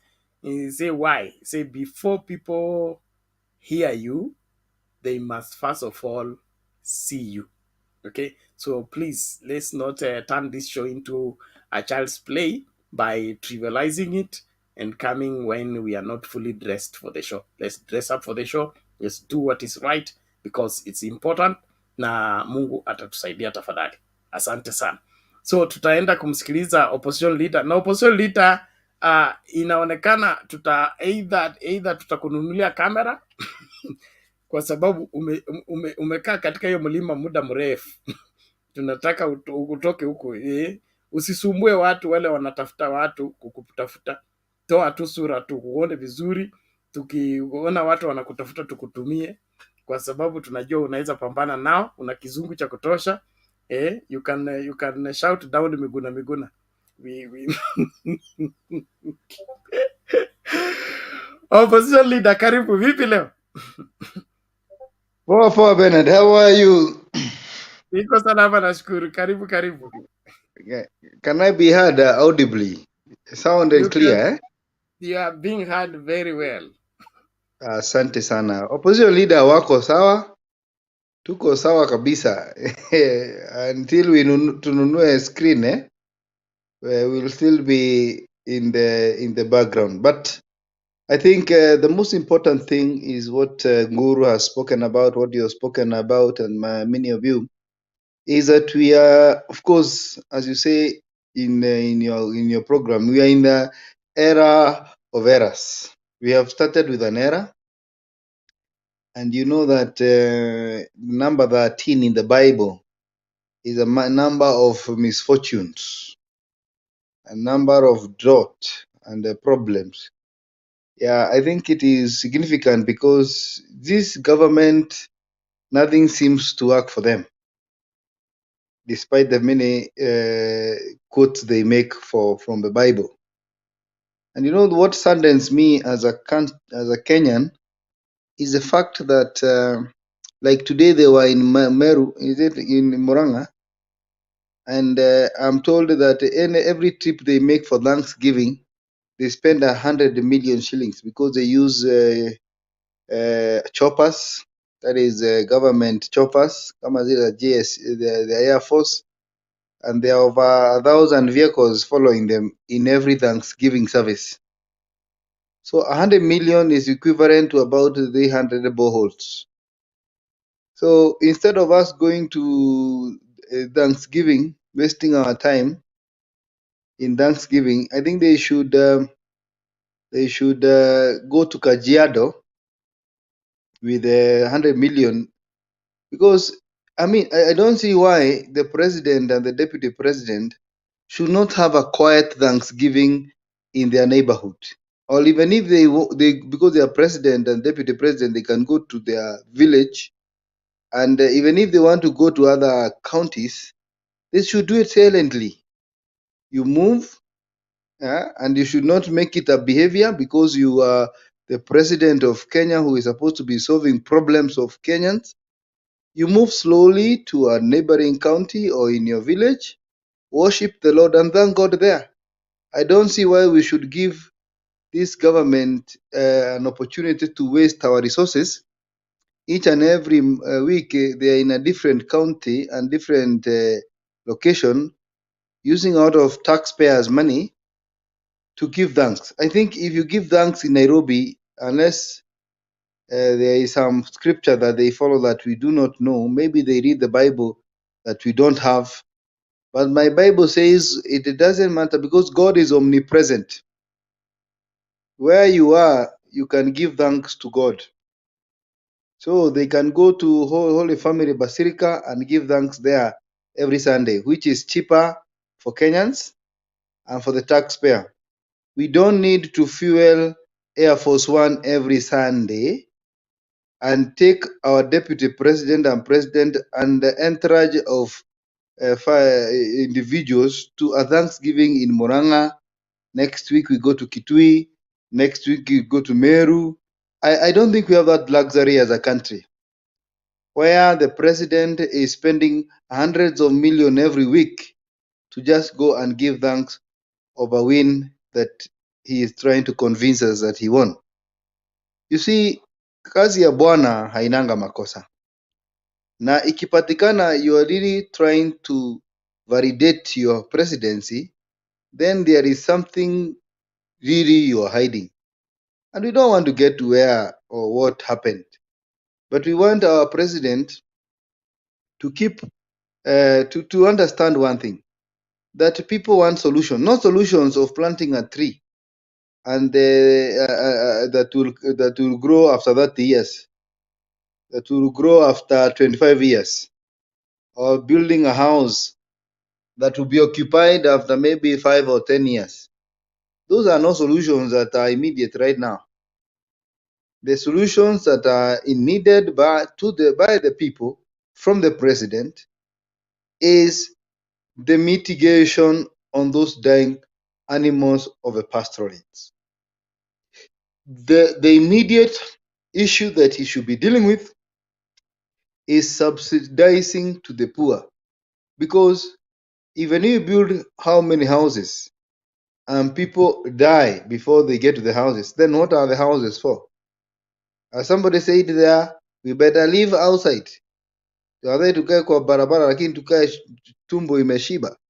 And therefore, we find a government that is confused, that is in disarray.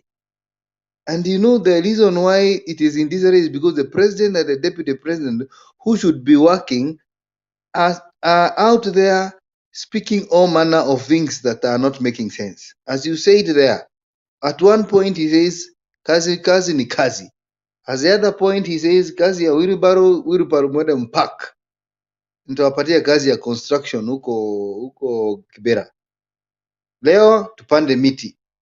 So what is he going to say next week when he's going for Thanksgiving in Trans Nzoia? So as people of Kenya, we are really ashamed, so to say, that we have a president who does not understand what is what people want. And the funny thing is that he is speaking a lot and doing very little. Now he needs an ear to deliver unga and cheap products, but he didn't need any ear to appoint thugs in the judiciary. He didn't take any ear. He didn't give him an ear to drop the cases of his friends who are thugs, because almost eight CSs in his government are indicted. They are either in the rape case or land stealing or something of the sort, and therefore we are wondering why he needs an ear to solve our economic problems, while he cannot take an ear to understand the problems of to drop the issues of the corrupt governors and the people who are around him. So we are in a dangerous place, and I think each and every minute, I think people are waiting for the 100 days to go, because maybe there is a miracle in the last 2 days. Unajua inaweza kuwa delivery of his promises will happen after 100 days. So we are giving him time. But I think after 100 days, then people should not be quiet. If we do not, because to me, I find like he just wanted to use those Air Force planes and forget about the people of Kenya. People are suffering. We are going without food for days. Yeah. So we don't want this Thanksgiving. They should come to a stop. Let him give with his people in his house, and we shall be okay with it. Kibaki did not give Thanksgiving each and every Sunday, because what you are telling me, if you are spending 100 million shillings per week, then and we have over 1,500 Sundays, then we are going to be spending billions of shillings with the useless Thanksgivings that are not going to help the country. Kwa hivyo tunaambia rais achane na hizi vitu. We will thank God in the house. We thank God every day. Hii mambo ya kutumia pesa ukienda kupatia hadithi za Raila Odinga, because who said Raila wants handshake? He doesn't want handshake with thugs, but because they are unable to deliver, now they are looking for Raila. They are looking for. We are tired of them blaming people who are not even in government. Each and every day they are dragging the former president, the former administration, instead of them working. We never saw Kibaki doing that. We never saw Uhuru doing that. Yeah, they should sort the problems we have. Electricity is going up. Food prices are going up. Let them not talk about Raila Odinga. Raila Odinga doesn't want handshake with the people who have. Even if Raila Odinga goes to this government, I'll be an independent candidate. I'll be an independent thinker now, because I don't think Raila deserves any handshake with people like Gachagua, who are coercing the judiciary, the DCI, to retract the investigation that was going on. Who doesn't know that Gachagua has issues with his character and integrity? Yeah. So hizi vitu zote wanatuambia ni vitu za kucheza cheza. They are forcing the DCI to say that they were being forced by Kinoti, which is a lie. We know the kind of behavior Gachagua has, and the deputy president and all these people. Kwa hivyo, Mr. Bernard, as I finish, I want to say that we are in a roller coaster government. We don't know. We don't even have a direction. Yeah. The only thing that we find every Sunday is a Thanksgiving service, inviting all MPs and the governors to give lectures to Kenyans. These things should be stopped, and they deliver for Kenya. Thank you. Okay, thank you opposition leader. Wakati umefika wa kukumbushana. Unakumbuka katika kampeni ilisemekana hawa ndio wanajua jinsi ya mtu anasikia kilala njaa. Dynasty hawajawahi lala njaa. Hawajui kutembea bila viatu. mambo kama hayo, lakini tunaona it is now the opposite. Okay, watu wanalia njaa nchi nzima, lakini mtu bado anakimbiza magari akielekea sehemu tofauti akisema anaenda kushukuru Mungu. Hata shukurani katika Biblia inatokana na kushiba. Biblia inasema wakati umefika katika nchi ya ahadi na mmekula na mkashiba, ndipo mtainua sauti yenu na kumbariki Bwana Mungu wenu. Mungu anajua tumbo tupu haliwezi kukubariki vizuri litakulaani. So God receives thanksgiving from a satisfied people. Can Dr. William Ruto and Gachagua tell us that the Kenyans have gone to bed without eating something, and they are the president and the deputy, and they are able to thank God that Kenyans went to bed without something to eat? That a cow is being sold for less than the cost of a kilo of meat, and the president and his deputy are going around the country thanking God. Something is wrong somewhere. Lazima tujirekebishe, la sivyo tutaharibu kila kitu. Francis, allow me to play one more video. Nataka kumaliza video zangu na ni sign out. Ni wewe naachia hapa na Guru na niliona Julia mahali. Muendeleze show mpaka wakati mtaona imetosha, alafu mtawachia hapo. Okay. The spirited campaign, I think okay, let's watch this. It's a brief one. Belgium, Waamerika wanaiba mbao za mvule hadi leo. Vile vita vinavyoendelea Kongo vinasponsiwa na wao, si eti ni wa Kongo wanauana.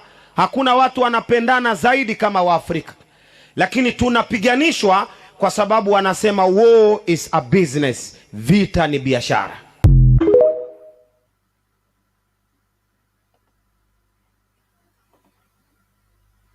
Okay.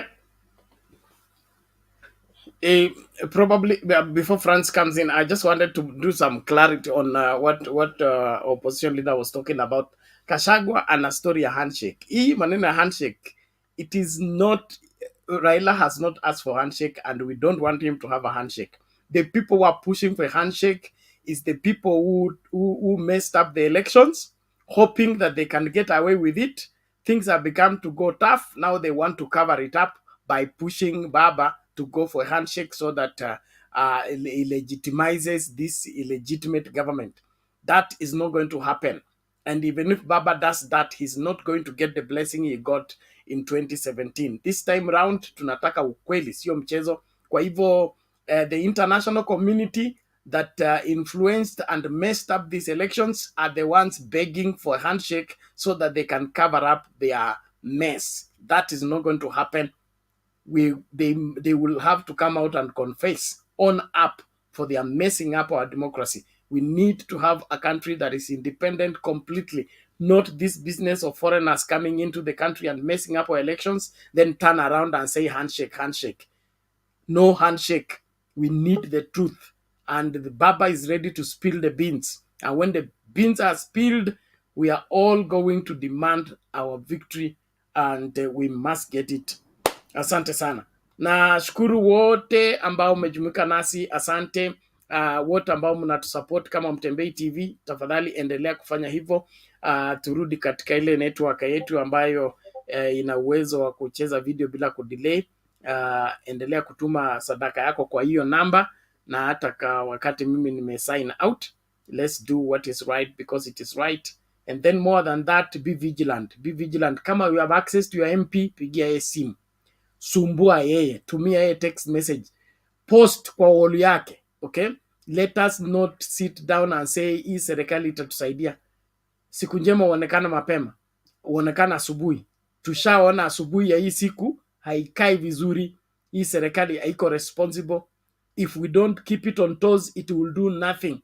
So let us be sober about this. na tusianze. Unaona wengine wameanza kusema hapa mzee Moi alikuwa anaenda kanisani kila siku. We are not against people going to church. We are against people going to church to give thanks when the country is in a problem. Afadhali waende kanisani waombe, tafadhali kuna kiangazi, tuombee Mungu atume mvua. Lakini tumekuja kushukuru Mungu kwa victory ambayo tulipata. Victory ya kura ngapi? Victory against who? For what? Who is benefiting from their victory? Let's not be trivial. Na kuna wala watu wanapenda kutwist maneno. Sisi kwenda kanisani, go to church at your own expense. The government is not supposed to pay for your bill to go to church. Nyerere alikuwa anachukua Biblia yake anatembea across the street anaenda kanisani. Yeye hakuwa rais. Moi alikuwa anaenda AIC Kibra. Na nyumba ya Moi na Kibra ilikuwa tu across the fence. He was not going around the country, mara Kitui, mara Homa Bay, mara Kenol, at the expense of the government. Then thereafter unasema hakuna pesa. Let's not be played around and then we go straight into the trap. Alafu tunaanza kusinikiza hapa mambo. Mbuzi inauza shilingi 50. Ng'ombe inauza shilingi 500. Na wewe unafurahia tu kusema ati Moi alikuwa anaenda kanisani. Please don't suspend your brains. Don't surrender your brains to people who don't deserve it. Let's love our country enough to defend what is right, not perpetuate what is evil. Thank you. Bwana Francis, go ahead. So thank you, Bernard. You know, I was just sitting down here and I was asking myself several questions. If Egypt is a desert and they are not asking for relief food and anything else, why is that a country like Kenya, we are still there struggling some years, even after getting independence almost 60 years ago? You know, we must be having a problem, because if Egypt is almost 66% desert and they are not asking for relief food, they are not affected by drought, them is one permanent condition. Hii yenyu ni condition imewapata for one time. Them wanazaliwa wakijua hivyo. But they are not complaining. Don't forget, they are depending on River Nile, which comes from Lake Victoria. So we host the water that gives Egypt food, and we beg them to give us rice. They say wataleta rice from Egypt. God save this country. So, you know, that thing surely scares us, because, you know, as a country, when we look at Kenya, we have so many rivers. We have not even exhausted even 20% of our aquifers. These are underground water. We have not exhausted our arable land. You know, Kenyan land, the only thing is rainfall. It didn't even fertilizer. I've been cultivating my crops without fertilizer for as long as I can remember, because where I'm coming from, we have what we call the black cotton soil. Ile yenye napandangwa miwa, a very fertile soil that does not need fertilizer.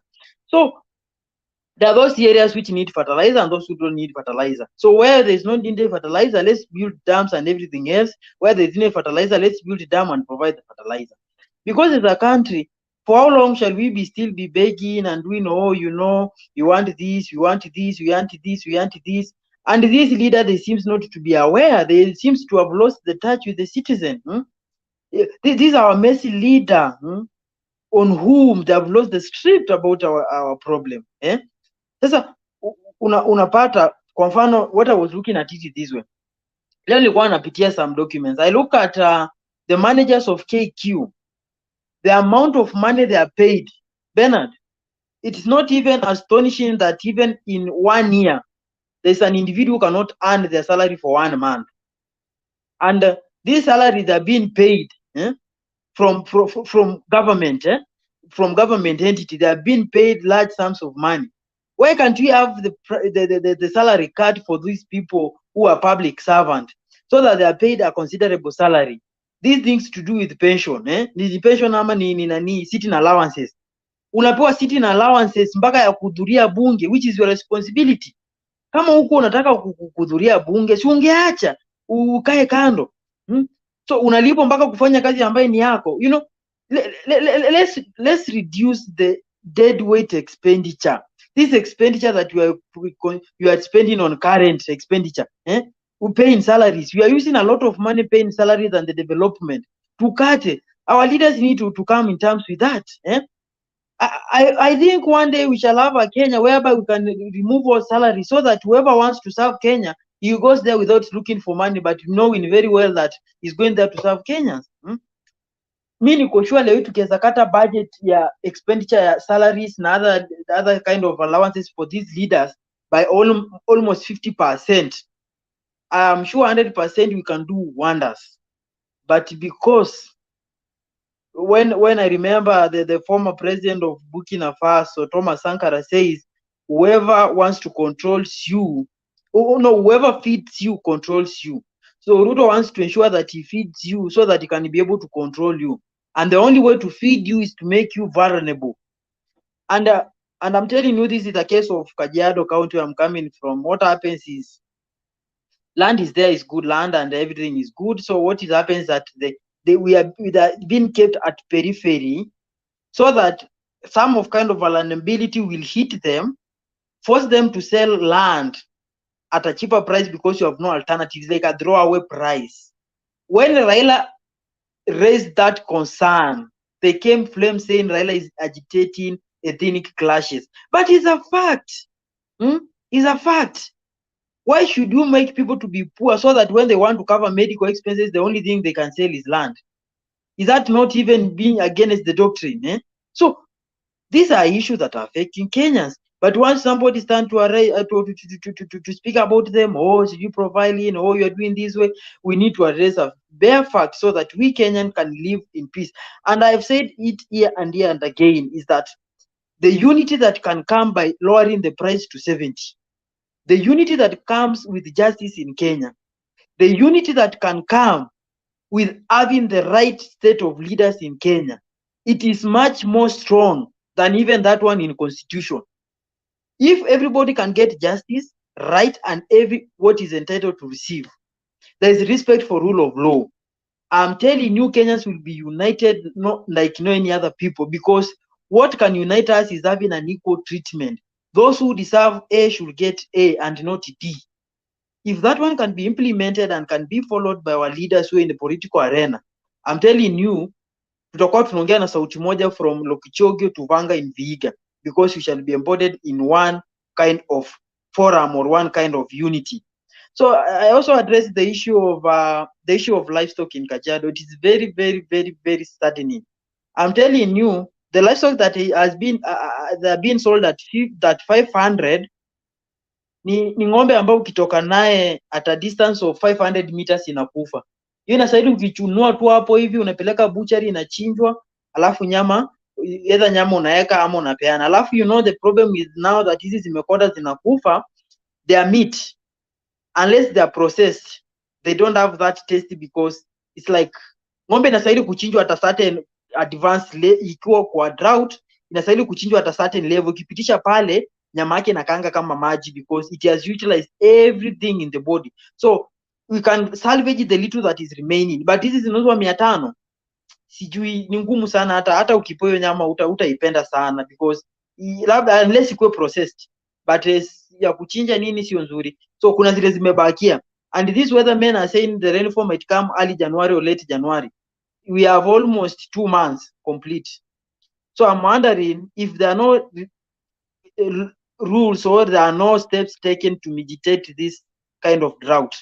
It means within 2 months we have lost almost 98% of the livestock in Kajiado. And not even that one. Where I'm coming from, right now, the buffaloes, the giraffes, and the antelopes are dying. They are coming from their natural habitat. Wanakuja huko kwa mashamba yenye umeotesha kasukuma kako kadogo ka kukula, wanaja wanakafika hapo kwa fence, na juu kama ni swala yezi ingia, inaanguka hapo inakufa. Actually from home right now I've been informed that there's a giraffe yenye imekufia just karibu na nyumbani kabisa, almost there. And what does it speaks about? It speaks about tourism. You cannot rule out the role that the tourism sector plays in our country. Tourism has been a contributor of our revenue. So if these animals are coming out of national parks and national reserves and they are dying, these visitors who will be coming and the tourists will be coming, what will they be coming to look for? soil. If the soil, they have it. So these are things that we need to put in consideration. As much as we are being affected by the domestic animal, the wild animals are of equal importance. It is, because if that tourism dies today, those hotels you hear them, big hotels that are being mentioned there, they cannot operate with those tourists. If today wildlife dies, those people are employed either directly or indirectly in those national parks, the national reserve, the game ranger, the KWS will be rendered jobless. Watakuwa wanachunga nini na imekufa? So we need to mitigate this risk as fast as possible, so that at the end of the day we shall be having a country that tomorrow somebody can call it a home.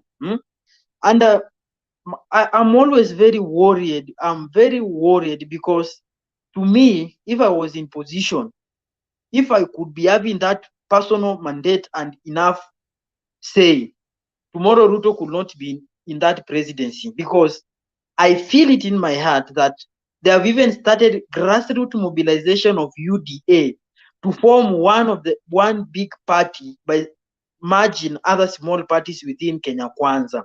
Then I'm asking myself, are they even achieved even 1% of what they promised before they think of coming together to form a larger coalition? Or is Ruto more scared of becoming a one-time president than achieving what he promised people?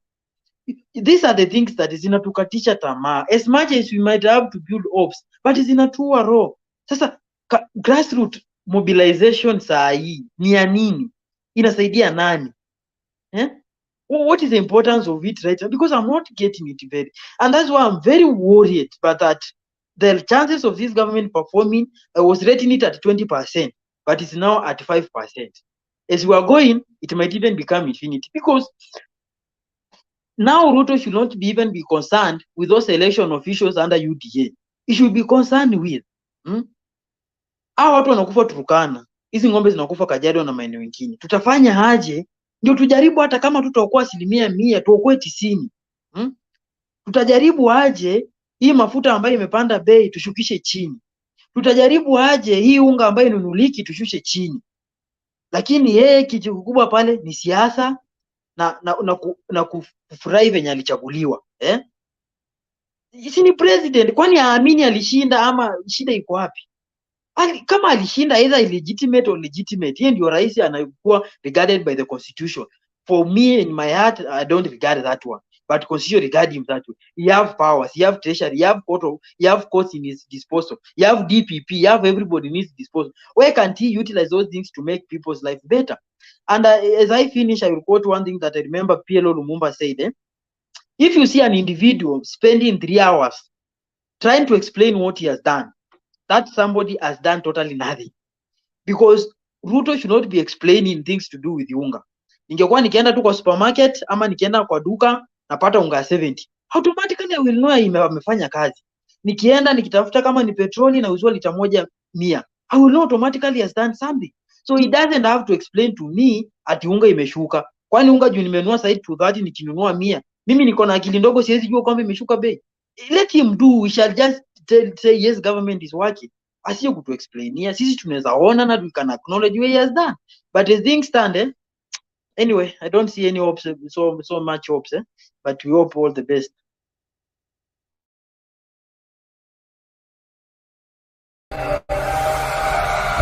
Kuanzia Jumatano hii na kila Jumatano, Triumphant Bible Media inakuletea Escape the Era of Error. The Era of Error. The Era of Error. Escape the Era of Error. It may sound like tongue twister. God is never in the noise, and he does not compete with the noise. Critical subject. In our day, it is not called syncretism as it were, it is called interfaith. Well, this is our online Bible summit where we are given to see to it that you establish your understanding of the truth so that you will be able to escape the kind of falsehood that is being cultivated, embraced. Sasa usikose mafundisho haya ya Escape the Era of Error ukiwa naye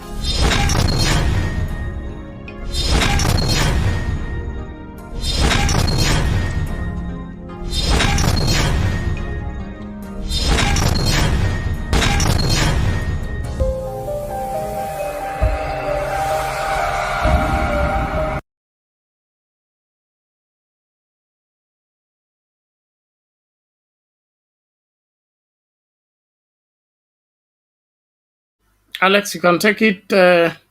Francis is in your hands. Over and out.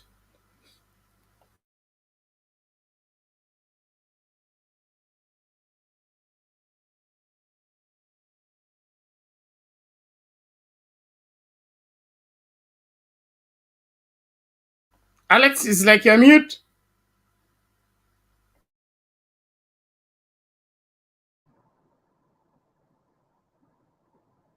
Bernard, can you hear me? Uko sawa sasa, endelea. Yeah, for me, I cannot say that I see darkness, deep, dismal darkness. I am a man who have studied Raila Odinga, and more especially after what happened to our country. You see, we have never seen such a darkness like we saw this time around. And later on, Ahmed Nasir was graceful enough to tell us the truth of what happened. That the decision by the Supreme Court, there were two judges who basically, one of them fell into a ditch, another one got a blackout, and they didn't know where to take him. And imagine that was to the morning of reading the verdict of the Supreme Court. So at least Ahmed Nasir, in as much as sometimes he gets on our side and raps us so bad, sometimes he's a little bit not economical with information. He comes out with information that we really need. So when you look at what Baba has been doing, Baba has no time to deal with Ruto. What Baba wants to leave us with is a judicial system that is able to work so that we can have an arbitrator that when we are in this deep, dark, dismal hopelessness, we can go somewhere and we can be able to be listened to. The problem we are having right now, everything we are talking, you see, previously, during Moi's time, during Kibaki's time, during Kenyatta's time, when such things happened, we went to the court. There was hope. Bernard, sasa, yani hata saa ingine unashindwa kuomba kwa sababu unasikia uchungu because hawa watu wanaomba kwa sababu baba wetu ni mzuri sana, anasikiza kila mtu. Saa ingine unasikia vibaya hata Mungu anasikiza hawa watu. Yani saa ingine unasema sometimes God will be a little bit jealous. Asisikiza hawa watu. They are using his name in vain. But God is not human. Yeye anasikiza kila mtu. But what I'm trying to say is this. What Baba is doing now, I'm getting a glimpse of it. And I'm very glad. If you look what Baba did today, Baba has stopped being that nice guy. Did you see the cape that Baba put on? Baba put a cape written the 5th, Raila the 5th. Hiyo ndio cape alikuwa amevaa leo. I kept asking myself, is that why Rigathi Gachagua was mad? Because, to be honest, Baba doesn't need to say anything. Just the way even Baba dresses tells you that there is a message is passing. So why would Baba decide today to wear the cap that is blue, written Baba the 5th? And then you saw what Wetangula was saying in Bungoma. Kura zimeisha. Ameapishwa. Kubali. You see, my friend, the by-elections are coming. Wetangula knows the hot air. You know, by-elections are not like general elections. By-elections in a chungo. Hapo ndio Wetangula atajua ajui. Now, my good friend Wamunyinyi is the one who is going to contest. I hope Wanyinyi asiogope kama last time, because Wamunyinyi aliogopa, which was not right. Wamunyinyi was the right person to go after Wetangula. We knew it. So what we are saying is this, Bernard. Hii serikali, Baba knows how to deal with it. There is light at the end of the tunnel. Baba needs just to dress. Avae hiyo kepi yake beke yake. 1 week, kila mahali anaenda, Baba the 5th. These people will panic. It's like walking on Jericho walls. Round Marasaba. He should wear that cape 7 days. and that government will come down tumbling. And the other thing is, you see, we are far, and sometimes when we come to Kenya, we are a little bit elitist. And I call myself elitist because sometimes where we spend our time, where we meet our friends, sangine we just don't go kwa mashinani to truly understand the problem of mwananchi. You see, mpaka juzi ndio nilishtuka nikashangaa, of all places, Gatundu, are they trying to lie to us? Some people came here and told us the truth. Gatundu kuna njaa. People are lining up to be given food, Bernard. So what you are talking about mitigation, it is beyond. There is nothing like mitigation. It is beyond. People must come and reclaim. I hear that the strategic reserves are empty. I heard that.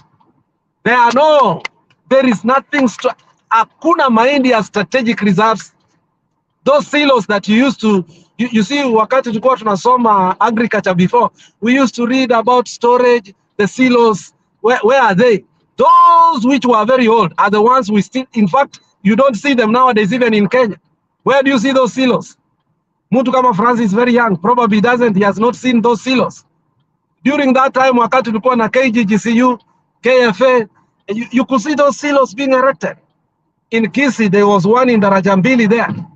They are not there anymore. You go there, somebody told me that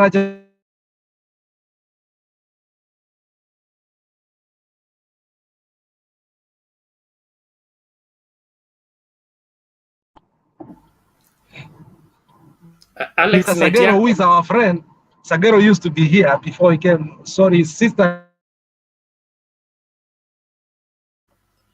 Alex, your network is poor. Correct it fast. My internet is bad, Bernard. I'm passing through a place here that my internet is bad. Then I'll speak later. Okay, thank you. Wakenya wapendwa, tujadili masuala haya kwa kina, tuhakikishe kwamba ukweli unajulikana kwa kila Mkenya, lakini maisha ya kila Mkenya ikuwe ya muhimu katika macho ya viongozi. Uongozi unaochezea maisha ya Wakenya ni uongozi ambao kila mmoja lazima aulaani, na naomba kila mmoja apate hiyo nafasi ya kuhakikisha kwamba we condemn what is wrong and embrace what is right. That's the whole essence of our gathering here and our being able to talk. The Kenya Kwanza government is showing us that Kenyan lives don't matter. What matters is their victory, their so-called victory. They are going around the country in the pretext that they are thanking God when they are mocking Kenyans for going to bed hungry, having no water and having no food. They are not addressing the cost of living. They are not addressing the insecurity in the country. They are not addressing the famine in the country. That, in my understanding, doesn't look good. So please, let's all rally up and do what is necessary, and that is call Kenyans to responsibility, na kila mmoja afanye ila mapaswa kufanya ili kusikue na yeyote ambaye atakayekosea. Bernard. Yes. I'm so happy because the Brazilian populist president who lied to people that he can solve their problems, now that 91% of us are counted, is going to have a very large defeat. I hope that one Kenya will happen because we cannot entertain populist statement. Somebody who speaks things and cannot fulfill. I am very happy. I wish I could be a Brazilian. Mngeniona hata kwa news bwana. Njia muongo ni fupi. Hey, God have mercy. Najua the world where it has reached, you can't lie to people successfully. You may have 1, 2, 3 days, but before long, they close in on you and you're done. Right now, we must, as Kenyans, begin to tell each other the truth. Kuna watu katika uongozi ambao hawana habari kwamba uongozi unakuendaje. Kama uongozi au address matatizo ya watu, ina avoid matatizo ya watu alafu inaendelea kuchukua watu wetu wanasherekea. That to me it sounds very bad, very bad. Baba is making good moves. We want those moves to be done. We want them to yield the right results because we must salvage this country for the future generations. So tusichoke, tuhakikishe kwamba tunaendelea kutenda yale ambayo tunapaswa kutenda. Wale ambao mnataka kuingia studio, tafadhali njooni. Link iko kwa YouTube. Kama unataka kuingia, enda kwa YouTube, look for Mtembei Live, find this particular show, utapata link. Huwezi kujoin ukitoka Facebook, hata wale wanawatch from Facebook, because we're having issues with connecting with Facebook. So ukijoin from Facebook utapata shida ya kuwa added kwa studio. So tafadhali make sure that you join the right way, and that is using the YouTube channel. And if you haven't subscribed on YouTube, please do so. It is good because you will be notified every time we come in and put up a show like this. We will be off Facebook for a while until we sort out the problems that we are having with Facebook. So usitegee kukwamia kwa Facebook atunangoja turudi. Tunaweza tusirudi pia.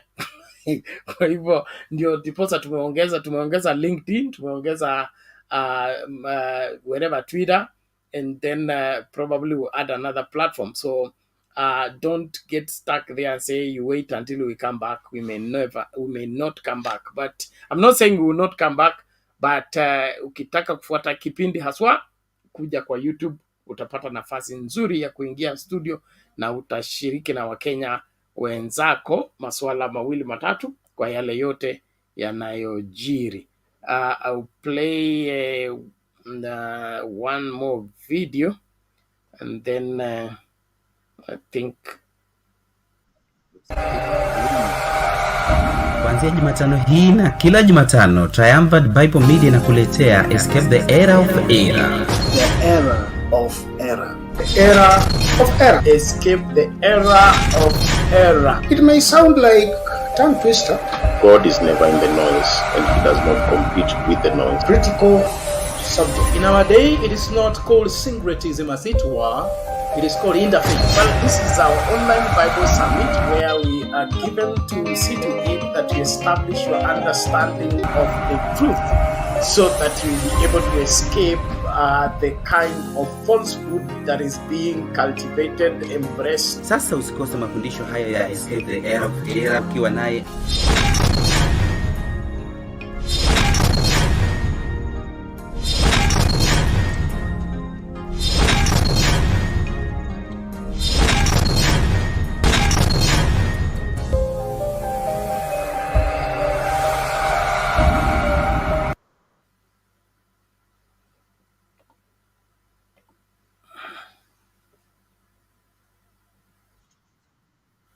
position in the national government, isn't it? Wapi makofi mazuri.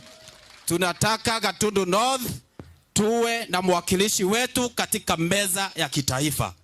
And the senior most politician in Gatundu North is none other than Dr. Kigo Jenga.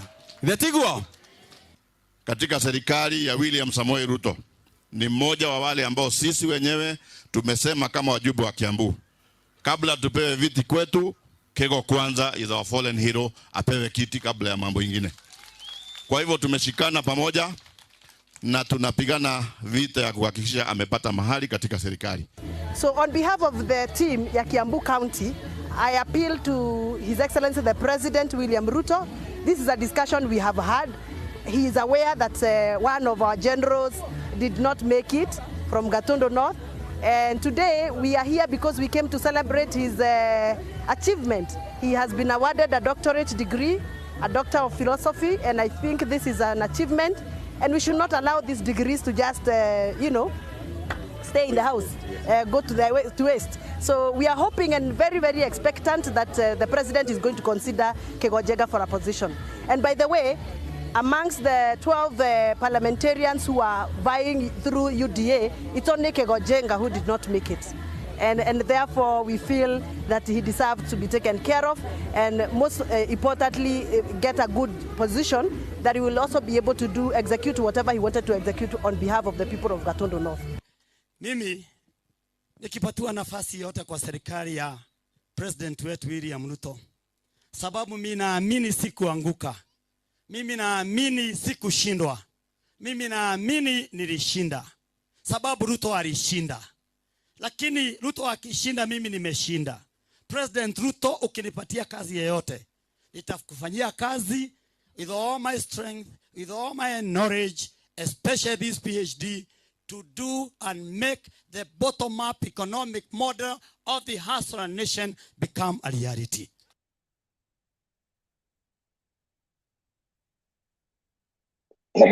Bernard. There you go. Unaona vile wanatafutia kazi mahasla, wanatafutia kazi ni watu wa chini. Actually, there's something that I had fear with, and I think my fear is I have a problem with me. One thing that I suspect something, it always happens. But I suspected very early that we shall be having a president who is an economist, agriculturist, a trader, a philosopher, and everything else. Because I don't know why did he have to give the job of under Ministry of Environment for that Maasai lady, if indeed you come in here to agitate plant trees as the president? What is the work of that minister there? He should let the expertise lead. That is why we say that's why you find in America, those people who are running banks and other institutions, they are different from politicians. You'll never hear Biden going and trying to defend something that it needs an expertise. That is when they say they had somebody we call Dr. Fauci, who used to oversee things to do with health. Ungewahi sikia Biden akisema, hi president, we need to do this. No, I been directed by Dr. Fauci, we need to do A, B, C, D, because he believed on expertise. But should you go on this ranting, mi najua itafika mahali mpaka atakuwa anapeana statistics za GDP so that he frame them so that they appear very convincing to Kenyans, because even the taxation things, he could have called his economic team, these people that you have elected maybe under trade, finance, and so forth. These are the people who could come and argue, so that when they're arguing from a point of being knowledgeable. Unajua yeye ana argue from emotion, because the moment unatongelea kuhusu 30 million Safaricom subscribers, have you factored those people who have more than one license? Have you factored those people who have registered who are 18 years and have no income? Or you want to introduce something we call poll tax that was introduced in 1525 when there was World War. I think it was not World War, before World War I, where every person could pay tax as long as you are an adult, without caring which kind of income are you earning or you're not earning. Let these experts come and explain. I'm telling you, Bernard, if these things continue the way naona akiendeleza za kutaka kuwa spokesman or everything, he will fail out. The first person to fail out with will be Moses Kuria. Huyo ndio mtu wa kwanza wata fail out very fast, because I always follow Moses Kuria, hata kama kitu yake na kanga sengine ni kama iko nje nzuri, but sometimes he speaks some things like this. I hear him telling that prayers without action will not work. You also said that we need to work stepwise so that we improve our country. If we believe that way, and also I think in vetting he said that let the parliament do their work and let not be remote control from the executive. If actually he goes by what that man is saying, I'm telling you, huyo atafutwa na miezi 6. Juu mimi niko sure na kitu moja. Right now there's a vacancy of being a ring leader from Central Kenya who can lead them. And anybody who will get a space to take that chance, he will utilize them. And don't think there are people from far away. There are people who are surrounding him. And the condition is, unaleta shida kidogo in our affect, somebody gets out of your camp, lead a revolution from within. That's what happens. So let him not think that whatever he did to Uhuru Kenyatta, being a critic insider, that it just come within with him. It can also arise from another person within his camp. That one is something very possible. So, like, anyway, tuko na president ambaye ni Mungu atusaidie actually, because hapa sijui sasa economics, sijui nini, yani anaguza huku. Oh, it is signs of insecurity, one, and signs of relevance. When you are in everything, people will inevitably talk about you. You see the contrast between him and Kibaki. Okay, Kibaki didn't care how long he stays in State House, whether he addresses the nation once in a month. He didn't. He was president. Okay, secure as president. But this one wants to be on the plate. He wants to be on the cup. He wants to be on the sufuria. He wants to be on the road. He wants to be on the bus at the same time, so that he feels every space, and that gives him a sense of security because he has his hands on everything. That is one of the signs of being ineffective. Leadership is leading through others. If you delegate responsibility, let the people you delegated responsibilities go and do exactly what you ask them to do as if you would have done it yourself. That is when now leadership becomes, effective. But wewe unataka kupeana kazi. You remember the reason Mother Karua resigned from the Ministry of Constitution and I think was Constitution and something else and Justice.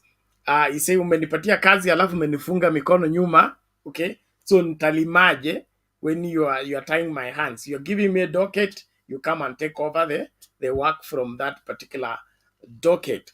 So we are going to have this kind of frustrations, and it's because of micromanaging. Okay, micromanaging. I understand it's rumor. It's not confirmed. It's rumored that there seems to be a fallout between the the Ruto regime and the Sakaja at City Hall because of the high-handedness in trying to pinpoint who should take what in the county government. And so that aspect of strategically positioning yourself to eat from everything that comes through, it's bad manners, and it is bad for this country. Just be satisfied with your office, control what falls in your power, and let other people function. That's what leadership is. We can't have a leader who wants to be in everything. Anataka kuwa ile Moi mwalimu wa kwanza. Moi ni number one mkulima, number one mwanafunzi, number one mwalimu, number one baba, number one everything. Moi one. Hapana, we need to have a country that is, the more you delegate responsibilities, the faster. You say many hands make work light or make work light. If everybody is doing their part, it becomes very easy. Like what I was suggesting, to deal with food security in this country, you can't deal with it generally and succeed. Let's zero in county per county. Right now, it's been spotted that 29 counties are the ones facing what? The famine. Then let's address them. Each one of these counties, what do they lack?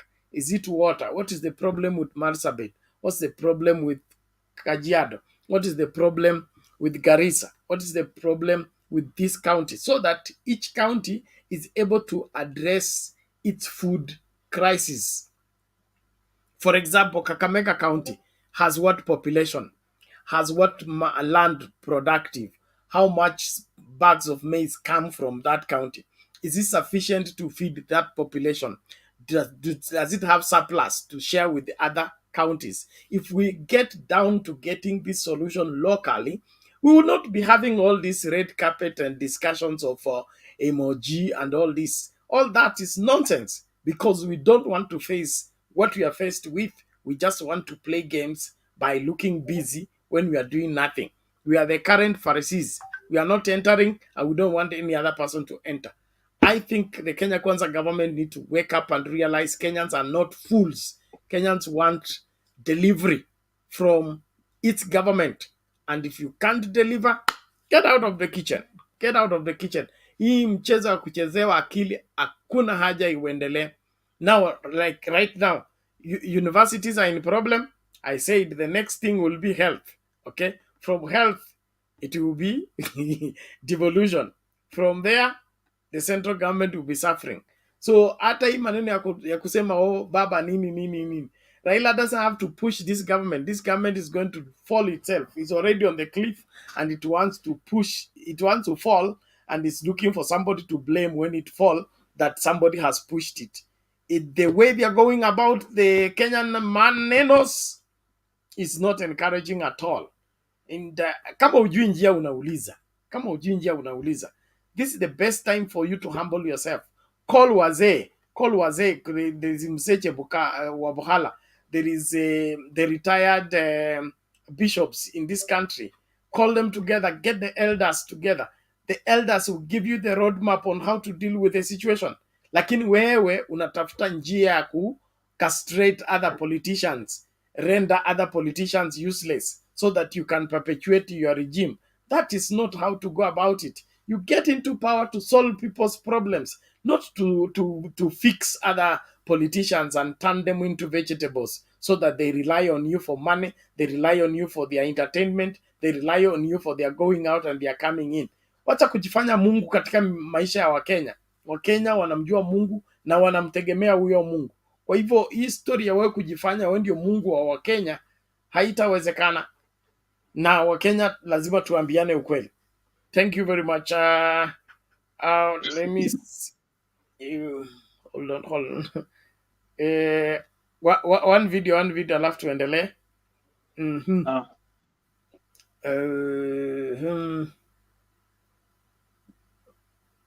Kuna video ambayo sikucheza, hebu nione ni staki deni ya video. 1 2 3 4, where is this? Kuna ile nilicheza ikaleta kizaza. Hard times ahead. I think it's this one.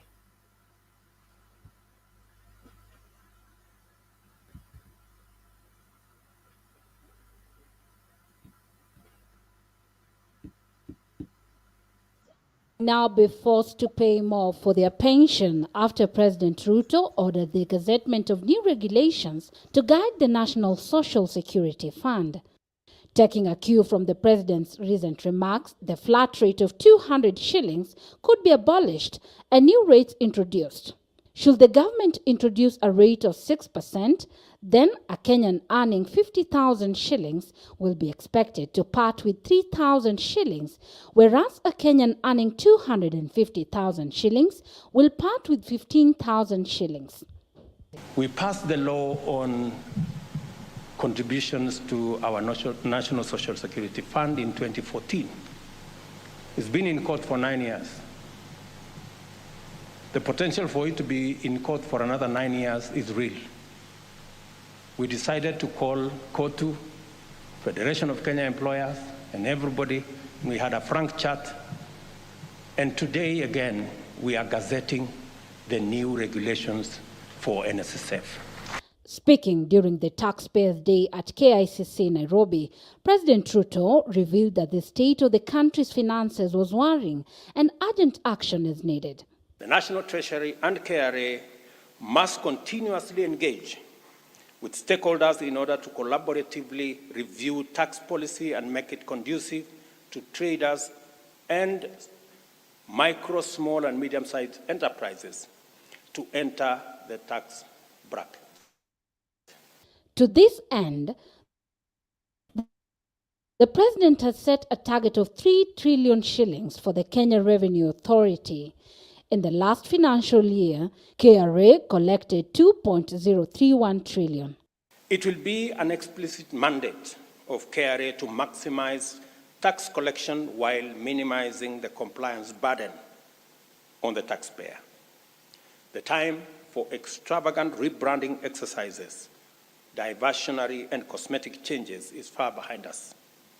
It is now time for a radical shift in our KRA model, focusing on a robust service charter anchored on technology. The government has already eliminated subsidies on fuel and maize flour in favor of investment in production. Even as the government seeks to be self-reliant, more demands from Kenyans is likely to attract a public outcry from Kenyans who are already battling the effects of the hard economic times. Further to this, NSSF has been bedeviled with issues of delayed reimbursement to retired Kenyans and numerous corruption allegations. Gloria Milimu, KTN News.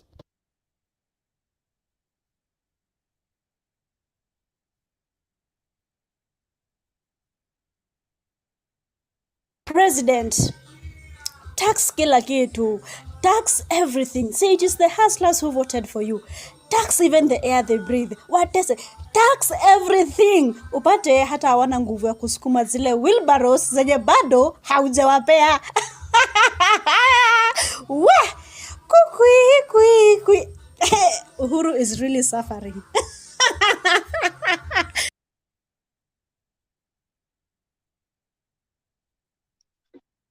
Well,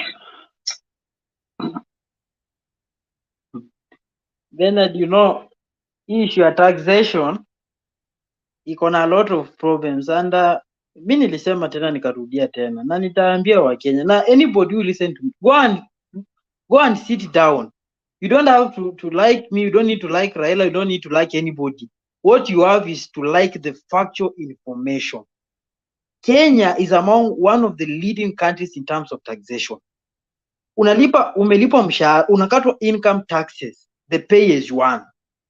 After that, kama uko na shares kwa hizi corporation, unalipa withholding tax. Kama ni airtime, iko na excise tax. Excise tax, I'm telling you, according to what I know and the information that I was given is, excise tax is charged to discourage people from consuming harmful product in society. Lakini sisi tuna charge mpaka credit a useful something in the society. We are also taxing something we call VAT, value added tax, 16%.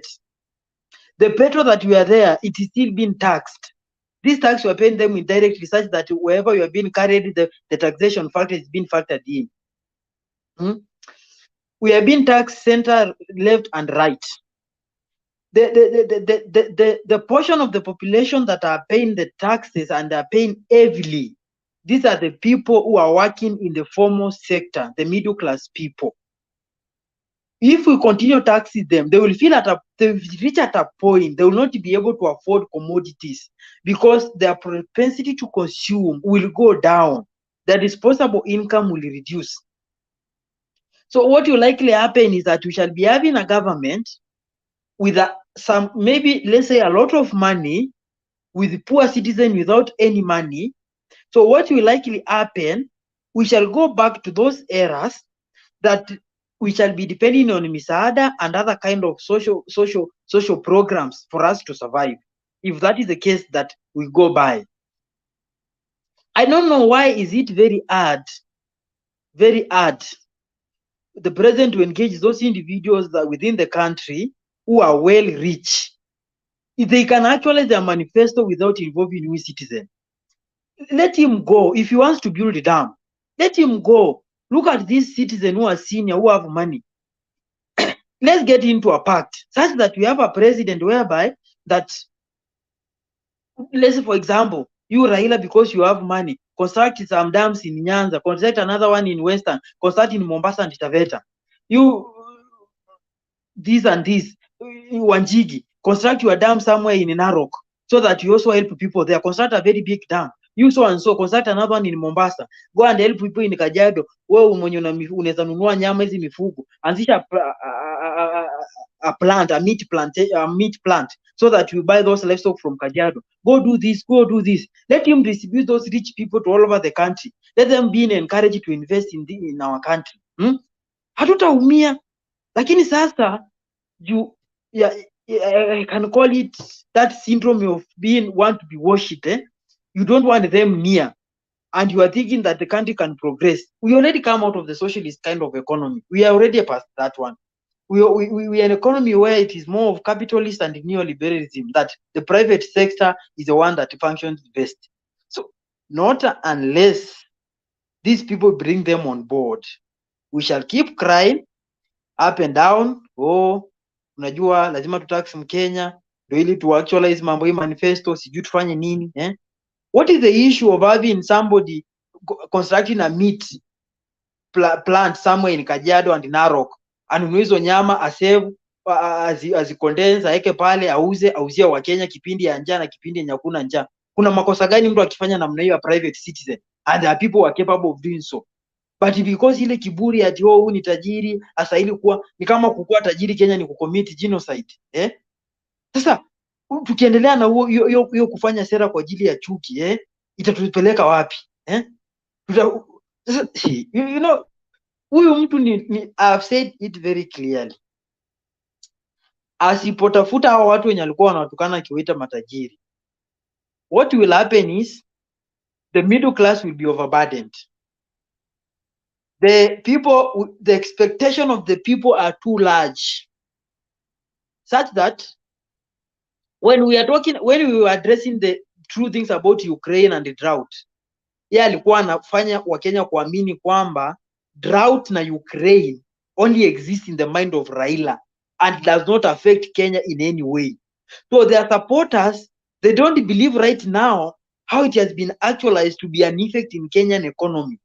So we have a bigger population of youth who are of ambitious or who are of expectation the performance of the government. We have a middle class who are likely to be overtaxed. Then we have the rich people who are laughing and at the periphery looking at him. So I don't know how he circumvent through those three problems. He should sit down, bring people on board. Kenyatta kwenda kutafuta Raila na kutafuta wengine waketi chini wafanye serikali pamoja. Si eti kwamba Uhuru hakuwa amiri jeshi mkuu, si kwamba Uhuru alijua vizuri. There is an input that Raila has, is an input that Kalonzo has, Mudavadi has, and any other senior citizen has. Not unless we come to the table as citizens with a mutual respect, we cannot achieve. And that is why you find Raila, when Raila raised an issue of he can lead a protest against paying of taxes, Raila alijua kitu moja. It is not strange for William Ruto to do development on those two regions that voted for him and ignore the other region, knowing very clearly when you'll be going to the other region, the two regions you'll be telling them, nimewajengea damu ndio hii damu tatu, nimewajengea hiki, nimewafanyia hiki. So ajali at the big aspect of Kenya is caring at the aspect of being re-elected. And just being re-elected, you need a combination of two communities with the largest population and a few people you can confuse, then you get power. So that's what he's aiming more. And that's where Raila threatened and said, if development is not uniformly distributed, people will not pay taxes. And this is the headache now is coming. If we don't pay, na hapa ndio uchunge wa Kenya inaingililia. Kama pay tunakatwa watu wote mpaka wenye tuko kwa ngome za Raila, hata Raila mwenyewe analipa tax. Na development ikuji. How do you feel to contribute school fees na mtoto wako asomi hiyo shule ama hata akienda walimu wa mfunzi? It is more bitter. So these are the things that Kenya are bitter with. So mimi nasema na narudia mara ya mwisho kwamba kama serikali inataka kujiokoa na tuwe na serikali ambayo ni timamu, aketi chini, ajioji, ajiulize maswali. Kenya inaweza songa na mtu mmoja akiwa kifua mbele ama Kenya ni ya watu wote bila kujali chama, kabila ama misingi yoyote? Kama Kenya ni ya kila mtu, anastahili kuleta kila mtu on board. Si lazima this is a very simple thing. Go sit down with the people, allow competence to rule over mediocrity. Kubali competency rule. You are the president. It doesn't mean if you are the president, you are the more knowledgeable person. No. You can still be a president and be less knowledgeable. So allow those people who are very knowledgeable and they know to take charge.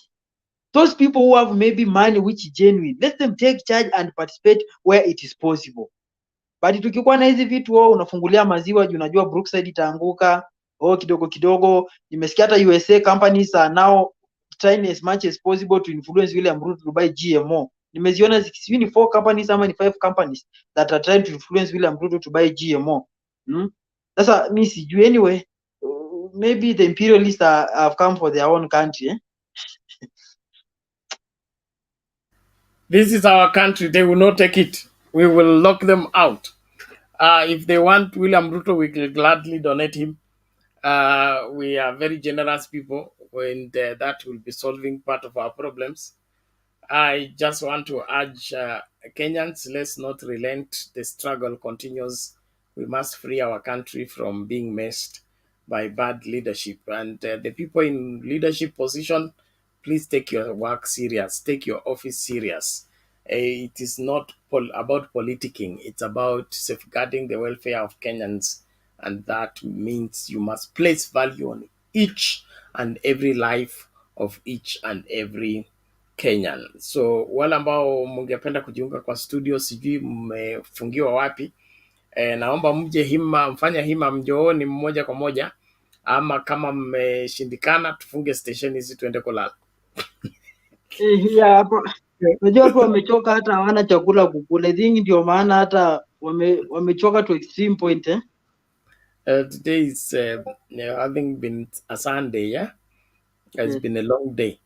So if nobody's coming into the studio, I think we just give the closing remarks to fungashe, tutaonana hiyo masaa mengine. We have done our 4 hours. The other time, if nothing new comes in, I think we have communicated enough. We have passed the information across. The country needs to be salvaged from bad leadership, and bad leadership should not be supported by any right-thinking Kenyan. It is important that we safeguard this country from bad leadership, and that becomes, if that's the only thing we do, let us do it, and let's do it effectively. Tuache mchezo wa kufikiria kwamba mambo yatajitatua yenyewe. Uongozi wote ambao ulioko, kuanzia wa serikali, uongozi wa kanisa, uongozi wa vijiji, lazima tushike mikono pamoja, tusuluhishe matatizo ya Wakenya. Kama wewe ni chief, wewe ni mzee wa mtaa, wewe ni county assembly member, wewe ni governor, wewe ni MP, wewe ni wherever women rep, wakati umefika kushikana mikono kutatua matatizo ya Wakenya. Number one problem right now is famine. Number two problem is now we have the drought, and then the cost of living is escalating with every passing day. Let us bring our heads together and get a lasting solution to this. Tuache hii mchezo wa kwamba kufikiria kwamba mambo yatajitatua yenyewe. Mambo yatatatulika tu wakati tumeamua kufanya nini? Kuchukua wajibu na kuyashughulikia ipasavyo. And let's also have homegrown solution. Homegrown solution means come together as a community wherever you are and find solution to your problems. The persistent problem of famine in Marsabit and other parts of the country, they have been there too long. By now, there must be some level of thought out plans that can sort these matters once and for all. And then for the rest of our international community, let's look also for how to come in terms of bringing our expertise on board to help out some of these manenos. I'm sure that there is enough land, like in Marsabit, vast of land, and most of that soil there is very rich. If it is used for irrigation, itapanda vitu kama millet namna hii, tuta harvest millet mingi mpaka itashinda mahali pa kuweka. Let the county government from the place come up with issues. Marsabit iko na maji chini, ni kudig tu hizo borehole, treat the water. I am told the water is salty. Treat the water. Let's do irrigation. Tuache maneno ya postpone problems. Problems have been postponed for too long. That needs not to be to be sustained. No. Maswala hii maneno ya kutokuwa na chakula, we have cried.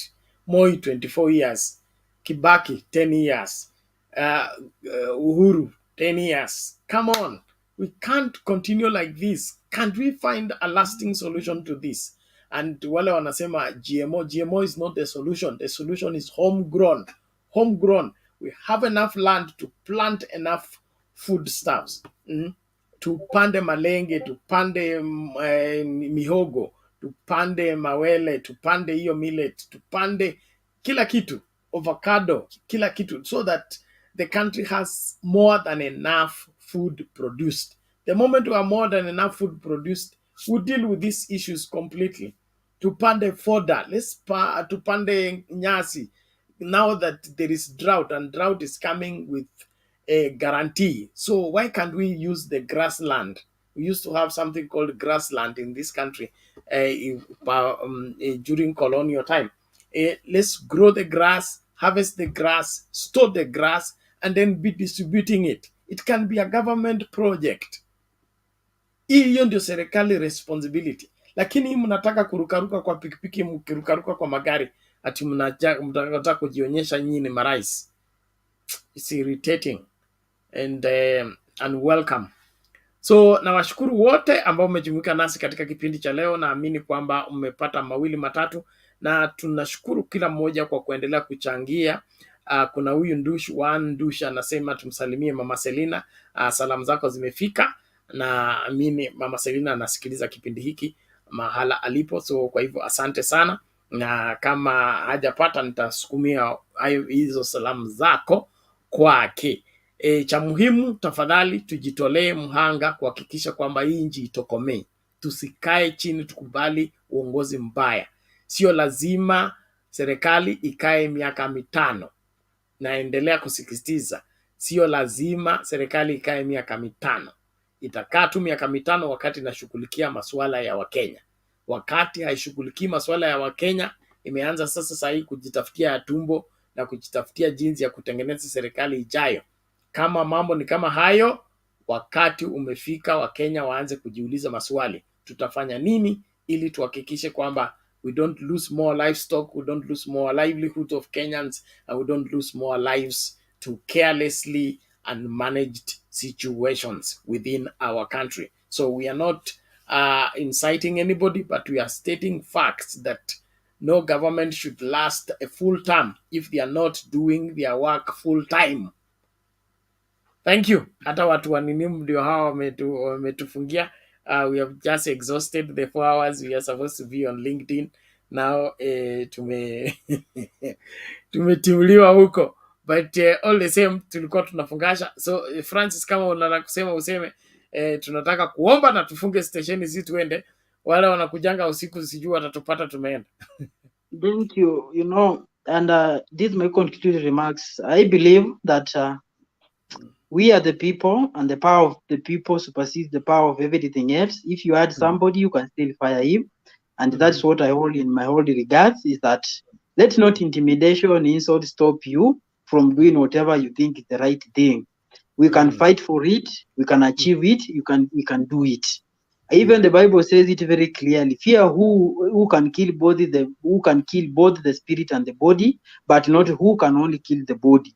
And I've said, if patriotism is real and you are patriotic about our country, let us sit down and think about the generation. You might be strong enough today to survive in the next 10 years. But in these 10 years, what about the children that will be left behind? Will there be a promising country that can be assured of them to live in the next 50 years? Then if it is not, you could have done them a very big injustices, that you enjoyed a good life a short time, but destroyed their future because of fearing or because of not taking the necessary step. I believe we can change our country to a better trajectory. It can be achievable, and it can be very less costly if we all do it collectively. Thank you. Thank you very much. Everybody, let's do what is right. So kipindi cha leo tunataka kukitamatisha hapa kwa sababu hakuna watu ambao wanajoin sasa hivi, na tutaendelea kwa wakati mwingine. Asante sana kwa michango yenu na support yenu. Wale ambao mnasaidia kulipia wifi na tokens ili tuendeleze kipindi, tafadhali endelea kutumia hizo namba nimeweka pale katika comment section. Tuko karibu kufikisha ile hatua ambayo tunapaswa kulipia the wifi and the token. So everybody's contribution matters. So let's use those numbers, do our very best. By the end of today, we should be clearing that bill and then be able to resume our speed where we are able to play videos without much problems. And on the other hand, we want you to follow other programs that will be running parallel throughout the day. Let's keep Mtembei TV running. we will be ensuring that you don't miss out on anything. So we will pray together even as we end for tonight, as we prepare for the other show later on. Unless there is any other matter, let's get this and pray. Kuanzia Jumatano hii na kila Jumatano, Triumphant Bible Media inakuletea Escape the Era of Error. The era of error. The era of error. Escape the era of error. It may sound like tongue twister. God is never in the noise, and he does not compete with the noise. Critical subject. In our day, it is not called syncretism as it were, it is called interfaith. Well, this is our online Bible summit where we are given to see to it that you establish your understanding of the truth so that you will be able to escape the kind of falsehood that is being cultivated, embraced. Sasa usikose mafundisho haya ya Escape the Era of Error ukiwa naye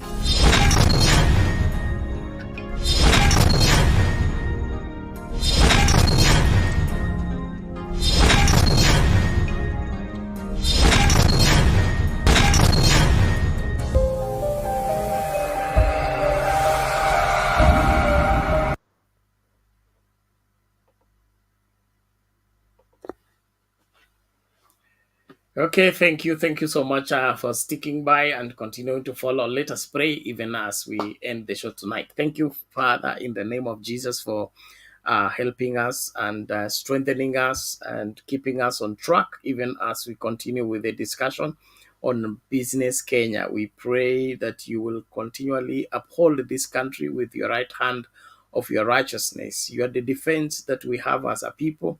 You are the source of all the help we need to move forward as a country. We pray right now that you will supernaturally intervene in every situation, in every life of every Kenyan. Father, we pray that you will hearken to the cry of Kenyans and save them from the doom that is hanging around them. We pray right now for the famine situation. We pray for the food cost of living situation. Lord, we pray in the name of Jesus that you will do the supernatural into our lives in helping our situation and not leaving us to bad governance. We pray right now that you will help every Kenyan, comfort all that need your comfort, strengthen those that need your strength, provide and send supernatural help to everyone that needs help. We give you thanks and bless you that you are a God of all. We give you full preeminence over each and every question, each and every confusion of every Kenyan. Let your healing power flow supernaturally and touch every home, every community, every life to the glory and honor of your name. We give you thanks and bless you. From Tembe TV, we pray that you continually empower and expand this particular platform and cause it to be a blessing to as many as you lead into this place. We give you thanks for all our viewers. We ask you to bless them. Thank you for everyone that is a supporter of Tembe TV. Let them be blessed by reason of their continued support and followership. We give you thanks. We bless you tonight. In Jesus' name we pray. Amen. Okay, asanteni sana. Tunawashukuru kila mmoja. Asante kwa kujumuika nasi. Tutaendelea tena. Tupatane wakati tutakapopatana. Tafadhali usisahau kusubscribe kwa Mtembe TV kama huja subscribe.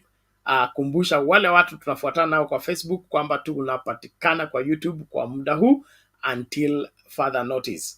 Wale ambao mnapaswa kutuma hiyo M-Pesa ya token na wifi, tumia ile namba iko hapo kwa comments, alafu tukutane wakati tutakapokutana. Mungu awabariki. Kuanzia Jumatano hii na kila Jumatano, Triumphant Bible Media inakuletea Escape the Era of Error. The era of error. The era of error. Escape the era of error. It may sound like tongue twister. God is never in the noise, and he does not compete with the noise. Critical subject. In our day, it is not called syncretism as it were, it is called interfaith. Well, this is our online Bible summit where we are given to see to it that you establish your understanding of the truth so that you will be able to escape the kind of falsehood that is being cultivated, embraced. Sasa usikose mafundisho haya ya Escape the Era of Era ukiwa naye